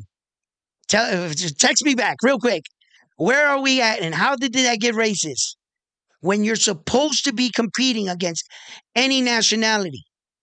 Now, if you were born in America and you were Mexican, you're an American.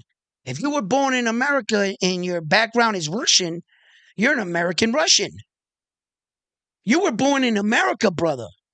You're not representing Russia. You could say you could represent Russia, but where were you born? America eventually is going to get credit for that belt. You have the right to say, yeah, you know, like Puerto Ricans. I'm Puerto Rican, right? But Puerto Rico's part of America. So all the belts that Puerto Rico has, those are American belts. And all the belts that America has are Puerto Rico's belts. You see how that works? When the Japanese fight and beat us for our belts and take our belts back, is that racism or competition? Is it okay not to fight against your own team first and take out the rest of the competition? Or is that dumb? I'm not sure you understand how sports work or how competition works. You're not supposed to beat up your brothers. You're supposed to fight against the other guys. Right? I think that's how that goes.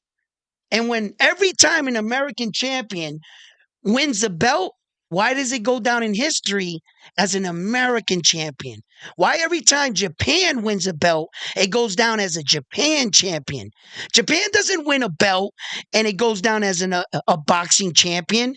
Just a single glower word. Oh, he's a boxing champion. No, he's a Japanese boxing champion. Those belts are in Japan, bro. We need to get them shits back. We need somebody to beat him to bring those belts back here. It's all about competition, and I love it. And I love Naoya Inoue. I fucking love that guy. I think he's the hottest thing since sliced bread. I think he is the best fighter in all of boxing. I support him, right? But I also want to see him beat. You know, I also want to see if someone, I love the competition. If you think that you're just the toughest man on the planet, just wait. That guy's gonna come around the corner. That's what I fucking love, bro. I love that fight, man. One time I was in a fight. I'm gonna be perfectly honest with you, right? One time I was in a fight. I was confident in the fight. And at some point, this is a street fight. This wasn't a boxing match. At some point in the fight, I started to get nervous, bro. I started to get worried in the fight because what I was doing, first of all, I wasn't connecting right. I was missing. This motherfucker was better than I thought. And we was fighting, boom, boom, boom. Now, there's no rules in a street fight, right? So he tries to scoop me. I go under him, boom, boom, boom, right? And midway in the fight, we got stood up like 2 times by both our friends. They like, break it up, break it up. We stood up again. At some point in the fight, I started noticing I was getting tired. And he wasn't getting tired at all. And I was fucking nervous. I started to get nervous, right? Then I started thinking about doing dirty fighting moves. Like, you know what I'm saying? Kick him in the balls type shit, you know? And that's when I knew, when I realized that I learned from that day, started to lose control. And hadn't it been for my man recognize that in me, he sucker punched the dude and all hell broke loose. We was all fighting, right? But he knew it. I didn't have to tell my boy. He knew that I was getting tired. I was winning the fight. I was kind of winning the fight. But my man was like, fuck that, and hit him. Boom, right? But I learned from that. I learned that fear started to take over me.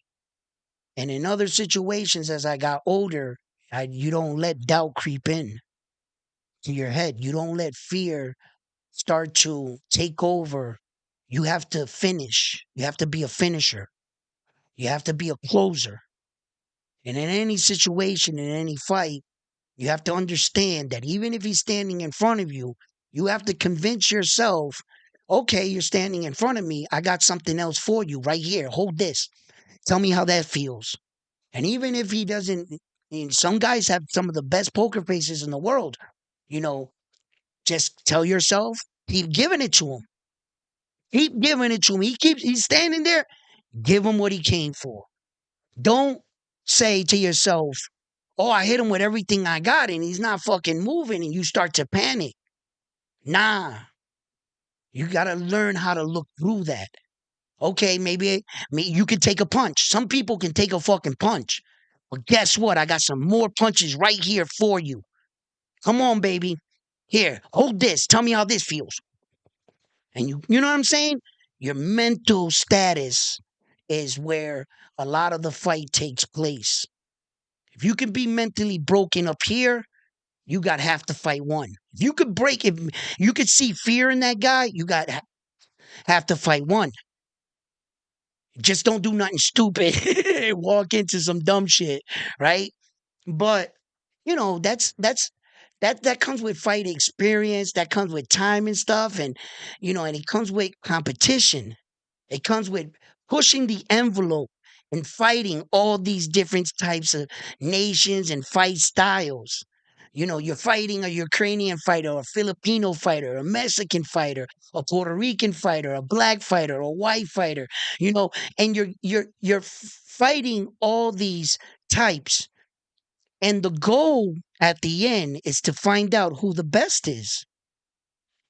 There shouldn't be any racism involved. Racism shouldn't play a factor in fighting.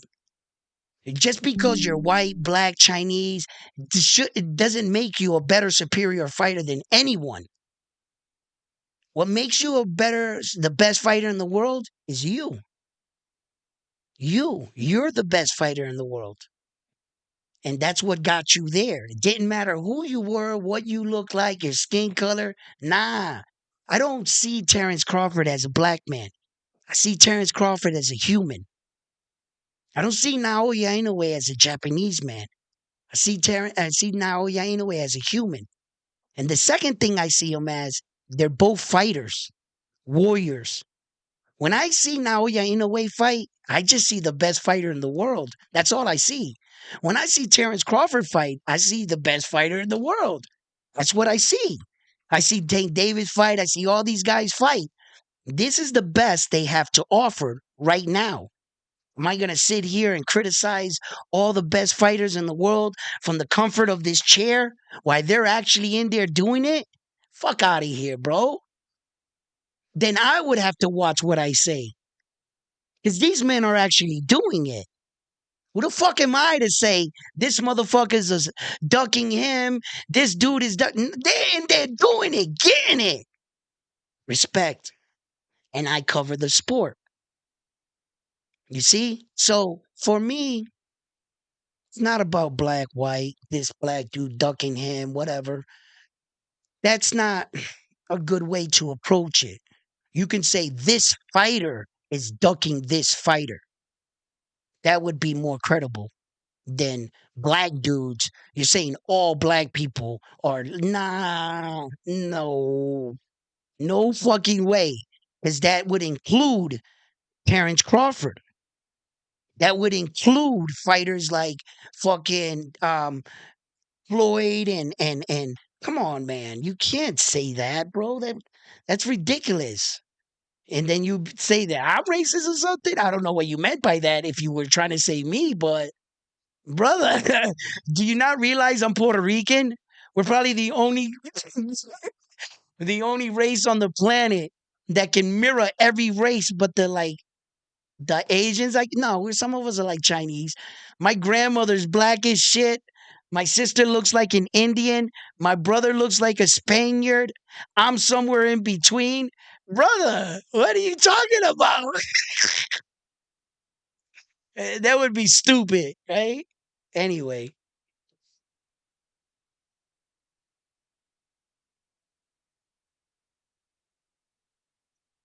Paro is going to get destroyed in a rematch front line, and we've talked about this. Um, Paro will get destroyed in a rematch, I believe. And I don't give a fuck what Ed Hearn wants. They're fucking with the IBF. The IBF is the only organization that caters to both sides of the street. If you're the number one contender or you're the mandatory, you're going to get your shot with the IBF. That's not the WBC. That's not the WBA or the WBO, brother, that you're dealing with. You're dealing with the fucking most by the book belt organization out of all the sanctioning bodies, which is the IBF. Okay? And if Subriel Matias makes his way back up to the number one spot, guess what's going to happen, frontline? He becomes the mandatory, and there is no running from the mandatory. Ed Hearns can do whatever the fuck he wants. Unless Liam Paro is willing to vacate that belt, which that will never happen. You're not going to vacate the belt to a guy that you beat for the belt. That would be really hard to believe, right? So Liam Paro's in. Ed Hearn might not want to fight. He wants to stay away. He knows that Liam Paro, with the powers that be and having Subriel not really show up on that night too, he had a lot of help. And he slided out of there with that victory. But Subriel Matias is coming for that belt. He is coming for that belt. And I love the fact that the belt that he's pursuing is the IBF. Because legitimately, if you win the fights that you need to get there, Subriel will be back there within 2 fights. He'll be knocking on Liam Paro's door talking about, yo, come outside and bring the belt with you. And just in case, Frontline and all my subscribers and everybody that watches my channel, you've seen a couple things move around. I finally got the magazine on the wall. Got it framed. Y'all see that? You see it. The Ringside Magazine, George Foreman and Muhammad Ali. That's the official ring. The magazine is actually in there. The entire magazine. It's fucking dope as shit. Right? It's a first print edition too. I looked inside. Fucking dope, right? And then we got our Muhammad Ali action figure doll right up there. That's Muhammad Ali in there, and his white robe with his black gloves. Dope as shit. I got two. It comes with 2 different hands. You could take the gloves off and put 2 different styles of hands. I don't know what he has underneath the robe because I've never opened it. You know what I mean? But Yeah. Yeah, I switched it up and then I put the clock up there. Had the hat, remember my father's hat, the Puerto Rico hat and shit, my dad's hat, but I put it up on this side of the room. You can't see it. And so we made a little bit of adjustments. I think it looks better on this side. And I took the WBO and I hung it up. I usually have it right here, but you can see my Vince Lombardi trophy better. Whenever I want to bring her out with me, you know what I'm saying? I feel like a champion. I just grabbed the Lombardi trophy. You know what I'm saying? Whenever I'm feeling down, I feel like a winner right now. You know what I'm saying? Ready? You know what I mean? Or I just put on the 6 rings. You know what I'm saying? And when I really want to feel like a champion, I reach for all the belts. Yeah, I mean, I walk around the house with all the belts. Yo, I'll fuck around, show up to a restaurant with all the belts on. Ladies like, what's going? I just woke up today. I'm feeling like a champion. You know what I mean? Yo, guys, Matias sucks. This guy is crazy, bro. Do you always hold everyone like? Have you ever heard the expression, "I'm not gonna hold you to that fight"? Right? You can't just go by a bad performance or a bad night and then say that that person sucks. Case in point, Shakur Stevenson against that fight against Edwin De Los Santos. Shakur Stevenson does not suck as a fighter. Did he have a bad night? Yes. I'm not going to hold him to that performance. I know that that kid is a lot better and a way better fighter than whatever happened on that night. You have no idea what these fighters are fighting through. In the course of my experience of being a fighter, you must not have any experience, one, training or being in a gym. Through all my years, I've never seen a man actually go in the ring 100%. Fighters are always dealing with injuries, and some are covering up injuries going into a fight. They don't talk about it. I can't remember a time me ever entering the ring where I was 100% healthy, coming out of training and sparring, preparing myself for the event. You're always going to get hurt. There's always something pulled. You have no idea what you're talking about. Saying Subriel Matias sucks. He had a bad night. But that man is one of the only men today that killed a man in his rings by his punches. He killed a man in the ring by punches. He punched a man to death. And after he punched that man to death, he made 5 undefeated champions quit. And just because it rolls off your tongue, Subriel Matias sucks. Bro, you obviously don't know what you're looking at, what you're talking about, and you have no idea how to judge boxing. You kind of sound like right now to me like a copy print and but you know what? You have a you're in a good space right now. You know why? Because you're fucking here on Round One Sports Talk and you're being educated. And by time you leave this show today and return tomorrow, you'll learn something else about the sport. And you'll learn these will be things you'll need so that you're not blindsided in the future. And if you want to put money on a fighter, you'll know how to view it. Why? Because Round One Sports Talk broke it down for you. Because you need to learn that sometimes some of these fighters, you can't hold those fighters to those kind of performance. Subriel Matias didn't get wiped down. He just underperformed. He lost the fight. Had he went in there and got knocked down 2, 3 times, got beat the fuck out of, he got problems. That's not that's not what kind of fight took place. He barely lost the fight. That's what took place. But according to you, he sucks. You mean the guy that killed someone in the ring? That guy sucks? Bro, you obviously don't know what you're talking about. But thank God, you have arrived.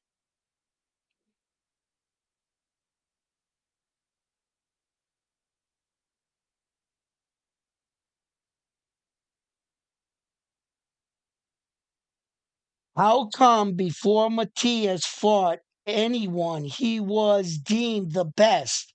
Answer me that. At what point did anyone say he was not the best, and who has the right to tell him that he is not still the best? He lost a fight. Does that not make him the best fighter? No. How about Manny Pacquiao that has 8 losses? How many people consider him the best fighter in the world? I'll wait. Your logic doesn't make sense. You're trying to say just because you lose a fight that excuses you from being the best fighter in the world. You are so wrong. There are many fighters that have losses and into a lot of people's eyes are a legend in the sport of boxing. Has losses, is the greatest, the GOAT.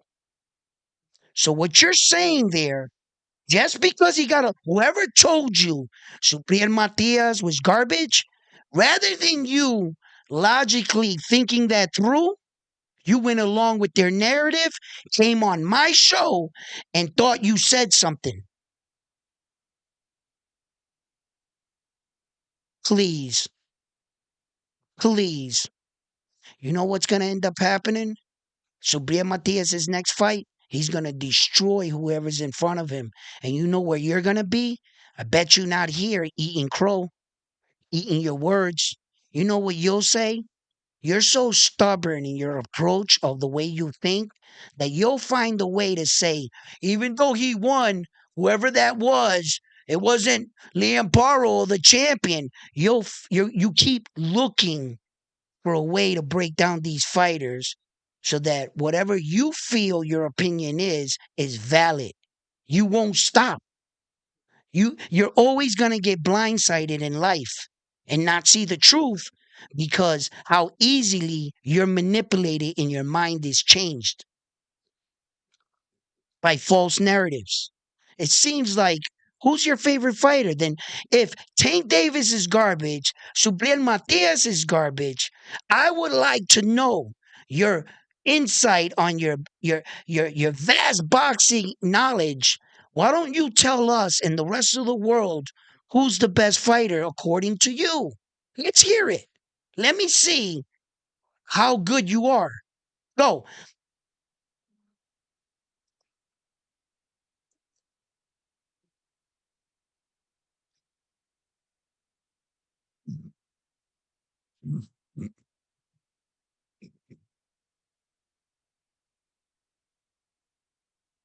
He got kicked out already?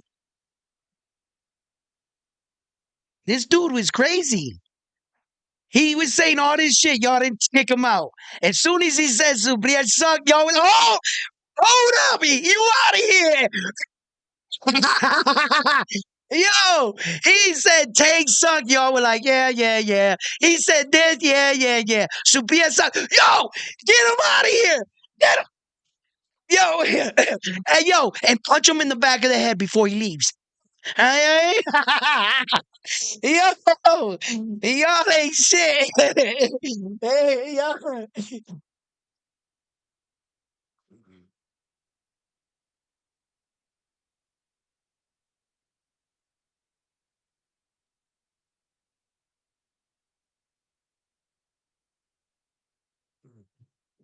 Listen, that dude's crazy, bro. Fucking holding fighters. You gotta look at the type of fighter. I would be the first to admit, and I would say it to you guys. I'll tell you guys the honest truth. Bro, Subriel's Puerto Rican, cool, but if he's fucking up like that and he got his ass rocked like that, bro, I gotta tell you.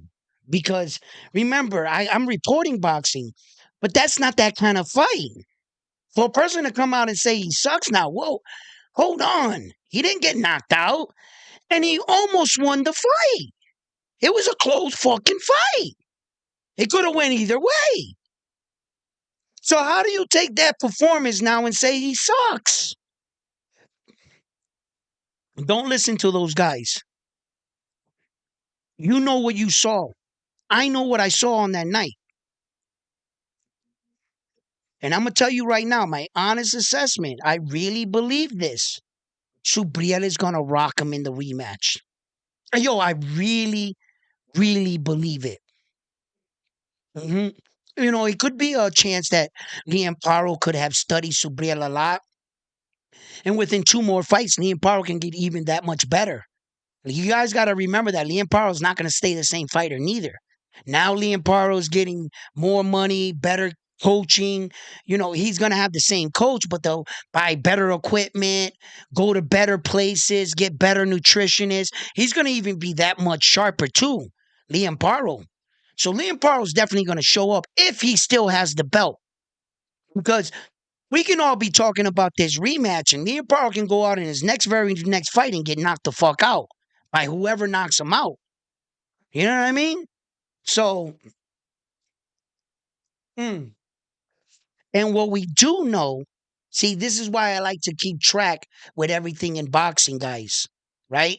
What we do know, the guys that are fighting for that WBC title is not going to be going after Liam Paro. You got three guys already out of the equation. Just do the math. If Sandor Martin and Albert Poole are fighting for that belt, and the winner is they already got who they're gonna fight, which is Gary Antoine Russell.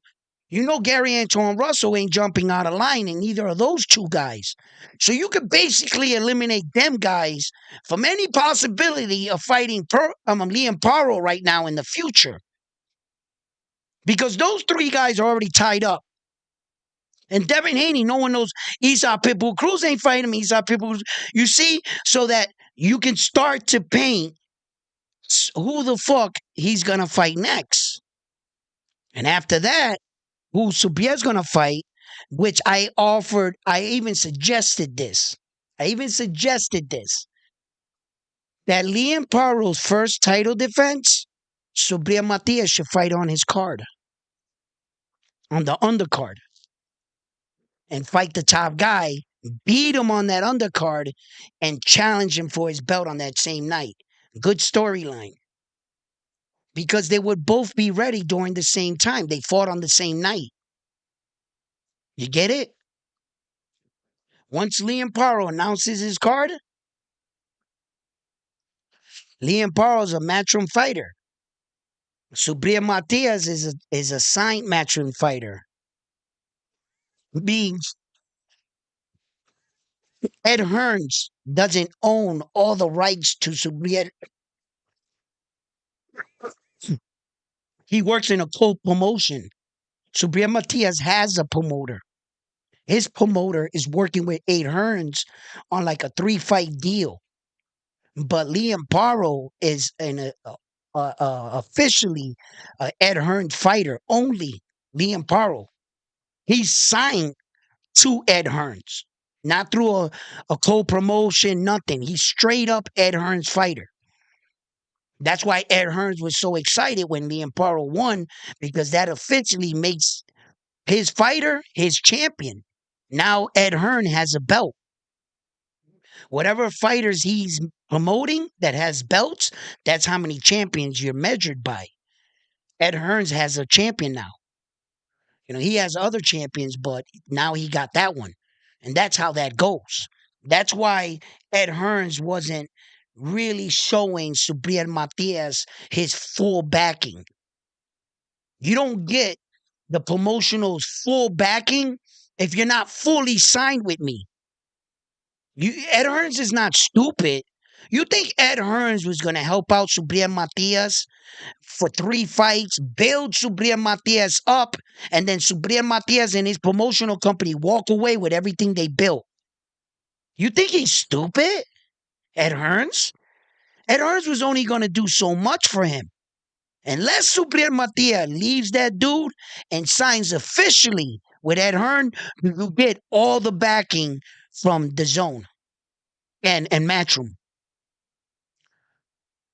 As the TV network and as the promotional company, they work together, so they would back the fighter up. And Liam Paro is a full 100% Ed Hearns fighter. That's just business. I keep saying it. This is a sport. This is a business disguised as a sport. Come on, people. Can you get the likes up? Can we get the likes up? And if you already clicked the like button, right? Go on your laptop, make a separate new account, log in, join the stream, and give me another fucking like. How about that? Come on, people. You know what I mean? You know what I mean? This is the hottest show on YouTube right now. Stop front. You guys wait for me to come on. You know how I do. We get it popping up in here. Stop it.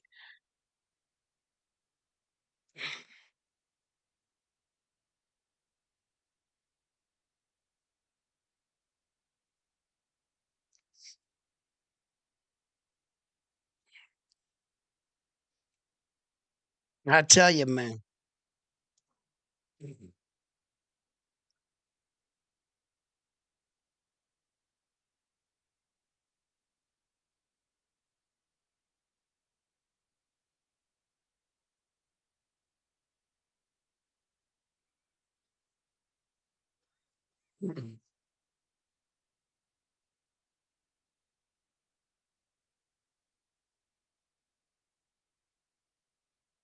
Yeah, yeah, yeah. Thank you, Frontline.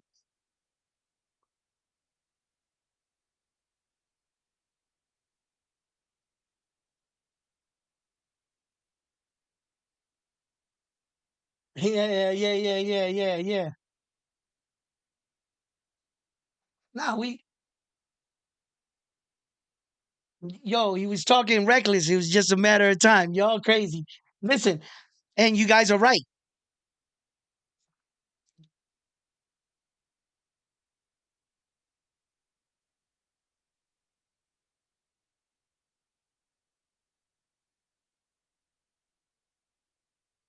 Oh, Roy Jones' son passed away. You meant to say. I know about the story. It says some, but his son, took his life in a suicide. It was reported. Roy Jones, unfortunately, you know, my prayers go out to him and his family. My condolences for your loss, champ. I hope you know you you and your family uh get over the heartache and everything and um that you're never going to forget your son or anything like that, but I don't want to see him in pain. I don't like to see him and his family suffering when that's a big thing, and there's no I don't even know how to talk about it. I can't even find my words right now. you know and all I'm trying to say is that my condolences to him, but that's just such a sensitive topic, bro. I can't sit here and tell that man to act a certain way if I was in his shoes. I I would like to think I would act a certain way, but until you're in those situations, that's when you find out who you are and what you're made of. I would like to think that in a lot of situations I would be noble, courageous, honorable, and if you catch me on the wrong day, I might not be any of those things.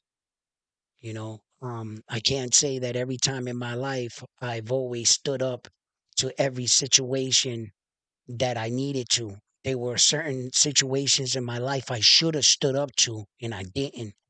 I just walked away from it. I saw, like, for example, I saw this one dude beating up this girl, and I walked out the house and I saw her, and I just kept walking.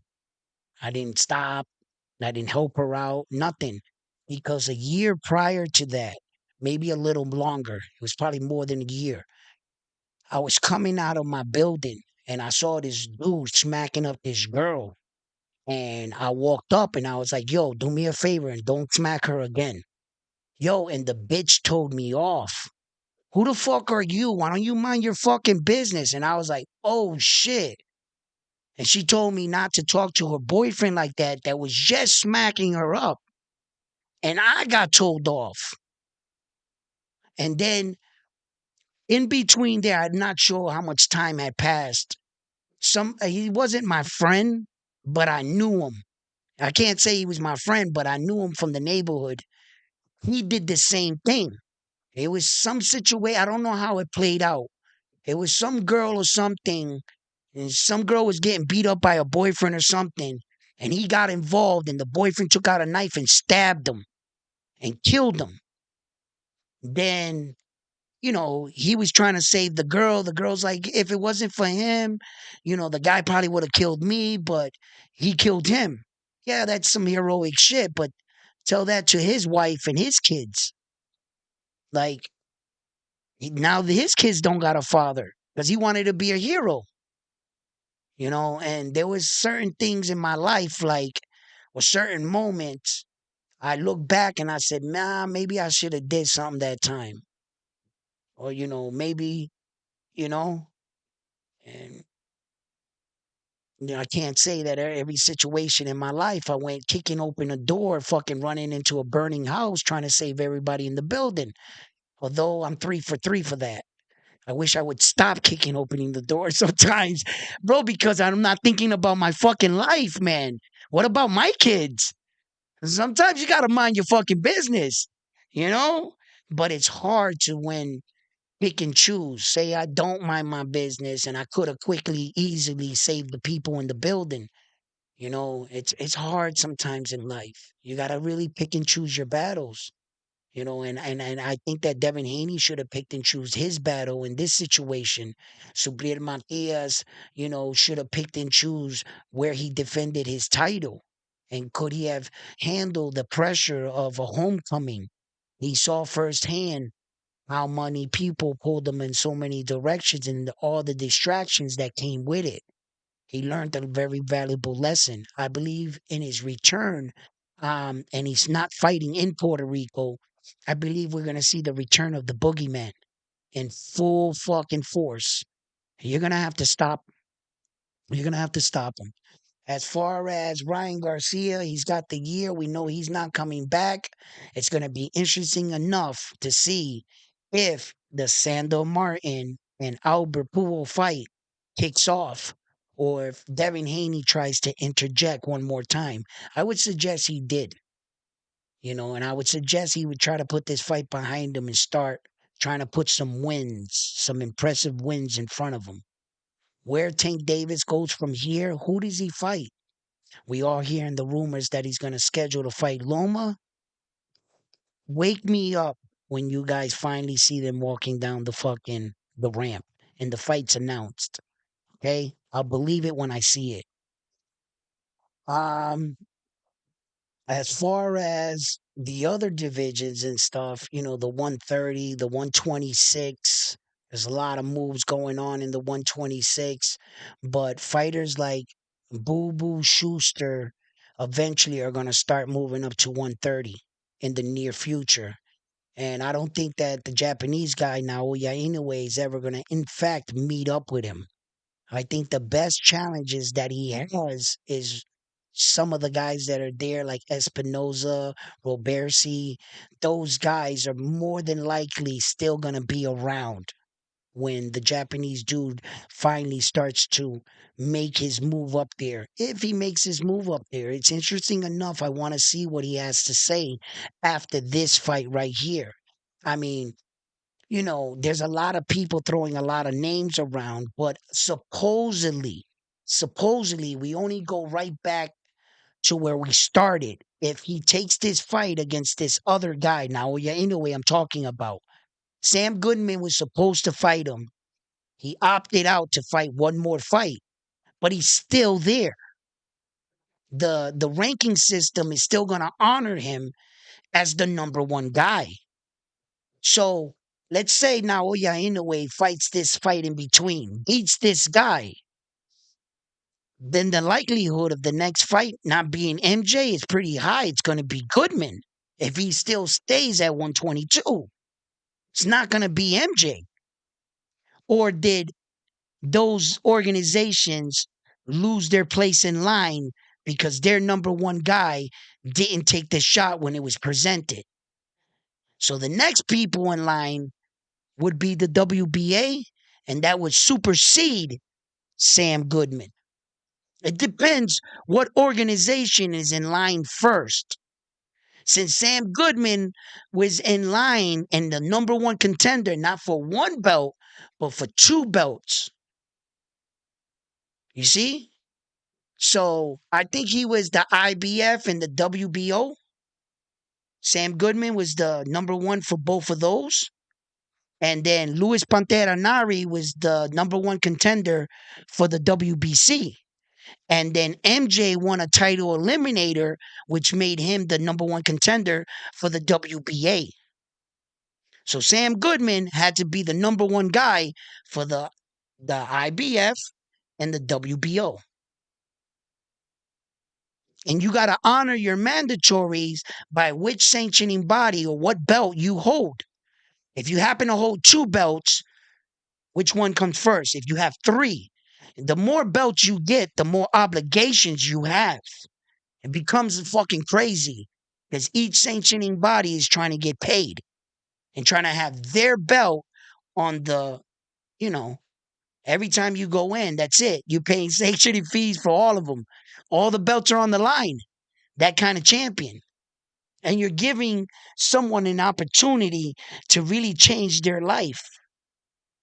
All your hard work, everything you went through to get all four of those belts, you're lining it up for one person to come in and take everything. You're just a big target. You got to be a special kind of fighter to hold that kind of status.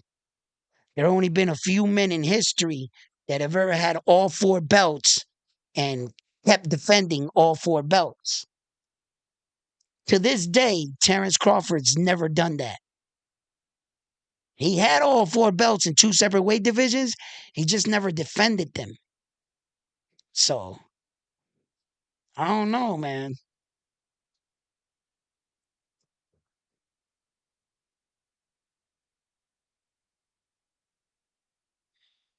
Ford, look, the reason why I don't think that Ford was going to be such a good fight is because of the Frenchmen that Naoya Inoue fought.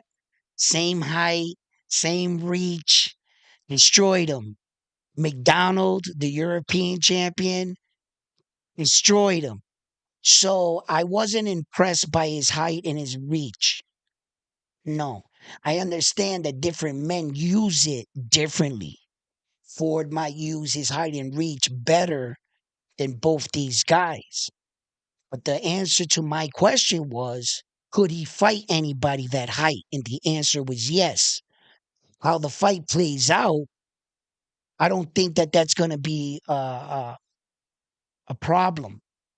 I think that Ford, he throws good punches, but let's remember how Naoya Inoue got to where he is today. What makes Naoya Inoue such a great and dangerous fighter is that when you have a boxing style and you throw punches, that's where he excels. That's exactly what he wants you to do so that he can create a spectacular knockout. In between of those exchange that Raymond Ford is going to try to, like, come on and throw. He's That's exactly what Naoya Inoue wants. That's right up his alley. That's where he excels the most.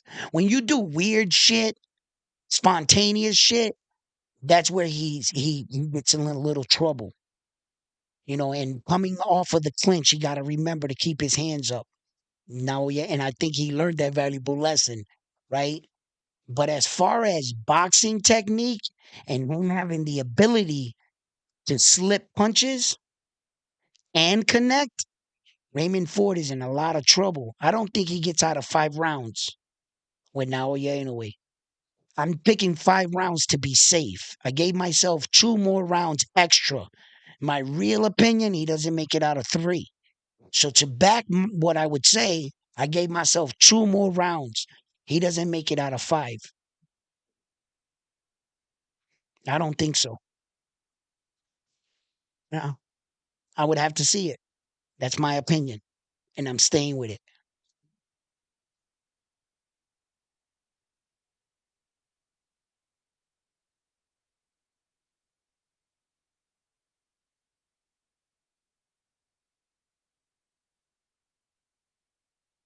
The Nostradamus title is hard to get. Oh, you guys didn't tune in. My bag. I picked the other guy to beat Nova. And I'm the Nostradamus. There's no need to look at the tape or go back. Just take my word for it. You know?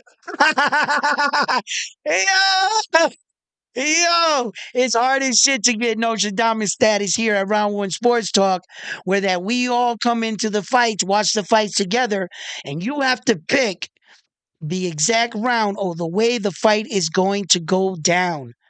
There is no 8, 9, or 10 he's gonna win. No, it has you have to pick the round and you gotta pick how it's be done, and you will be rewarded the Nostradamus title of Round One Sports Talk, that you are the boxing guru and you know what the fuck is going on. It's going to give you instant credibility for that fight that you are a boxing genius. Okay? And we have a tradition here at Round One Sports Talk that when we watch the fights, we're all trying to get the Nostradamus title here at Round One Sports Talk. And the last man to get it was it Armando? Armando. Armando, were you the last person? Bam almost got it twice. Bam was like sitting in his room like this, right? And he was robbed. Yo, Bam got so close in the fight. All they had to do was say that his fighter won. He gets and the other guy wins. Yo, it's crazy. That shit was crazy. Bam. The other time he picked the round, but the other guy won again, right? I think it was. What happened? I forget. Yo, I was crying. I was crying. Bam has come up short like twice. You know what I mean? I'm like, man, I thought he had it in the bag. I was like, oh, we ain't gonna hear the end of this one. Bam's gonna be nauseous. Yo, listen, Lionheart was the first one. And the next time he came down to the fight, he was like, I just flew in from my planet. Coming to your planet. Hello, Earthlings. Like, yo, he had elevated to a superior mindset. He didn't even live on Earth anymore. Yo, that shit went to his head. Yo, that's crazy. But we have fun here, man. We chop it up, guys, man. It's been an interesting morning. I have no idea how long I've been on right now. We just, yo, shit's been crazy. It's an awesome show. Come on, click them likes, smash that like button, man. For real.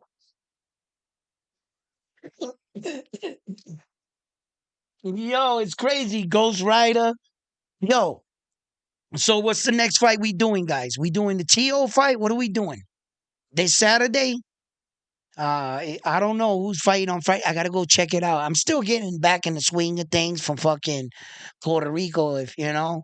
Um, I'm getting back emotionally from the loss, right? Trying to like, come on, right? Um, it's just a lot because it was my first experience. I wanted it to be all that and then some, and this fucking bullshit happens, right? It didn't ruin my night or my vacation at all, right? But I know my shit would have been that much more. You know what I mean? So, but um, I'm getting ready to go down to interview Jerron Busenis.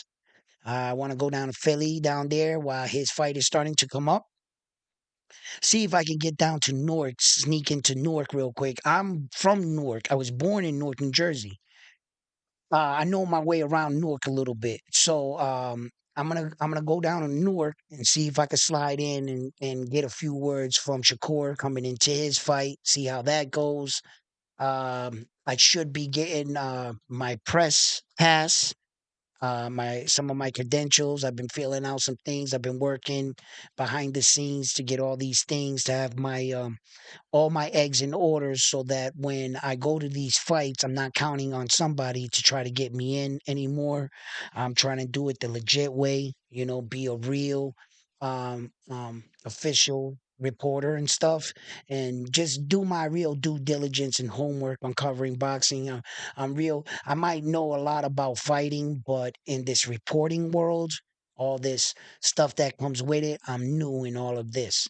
So I'm watching some people closely, seeing what they do, trying to implement my own style in some other things, other areas, but at least I'm honest about who I am.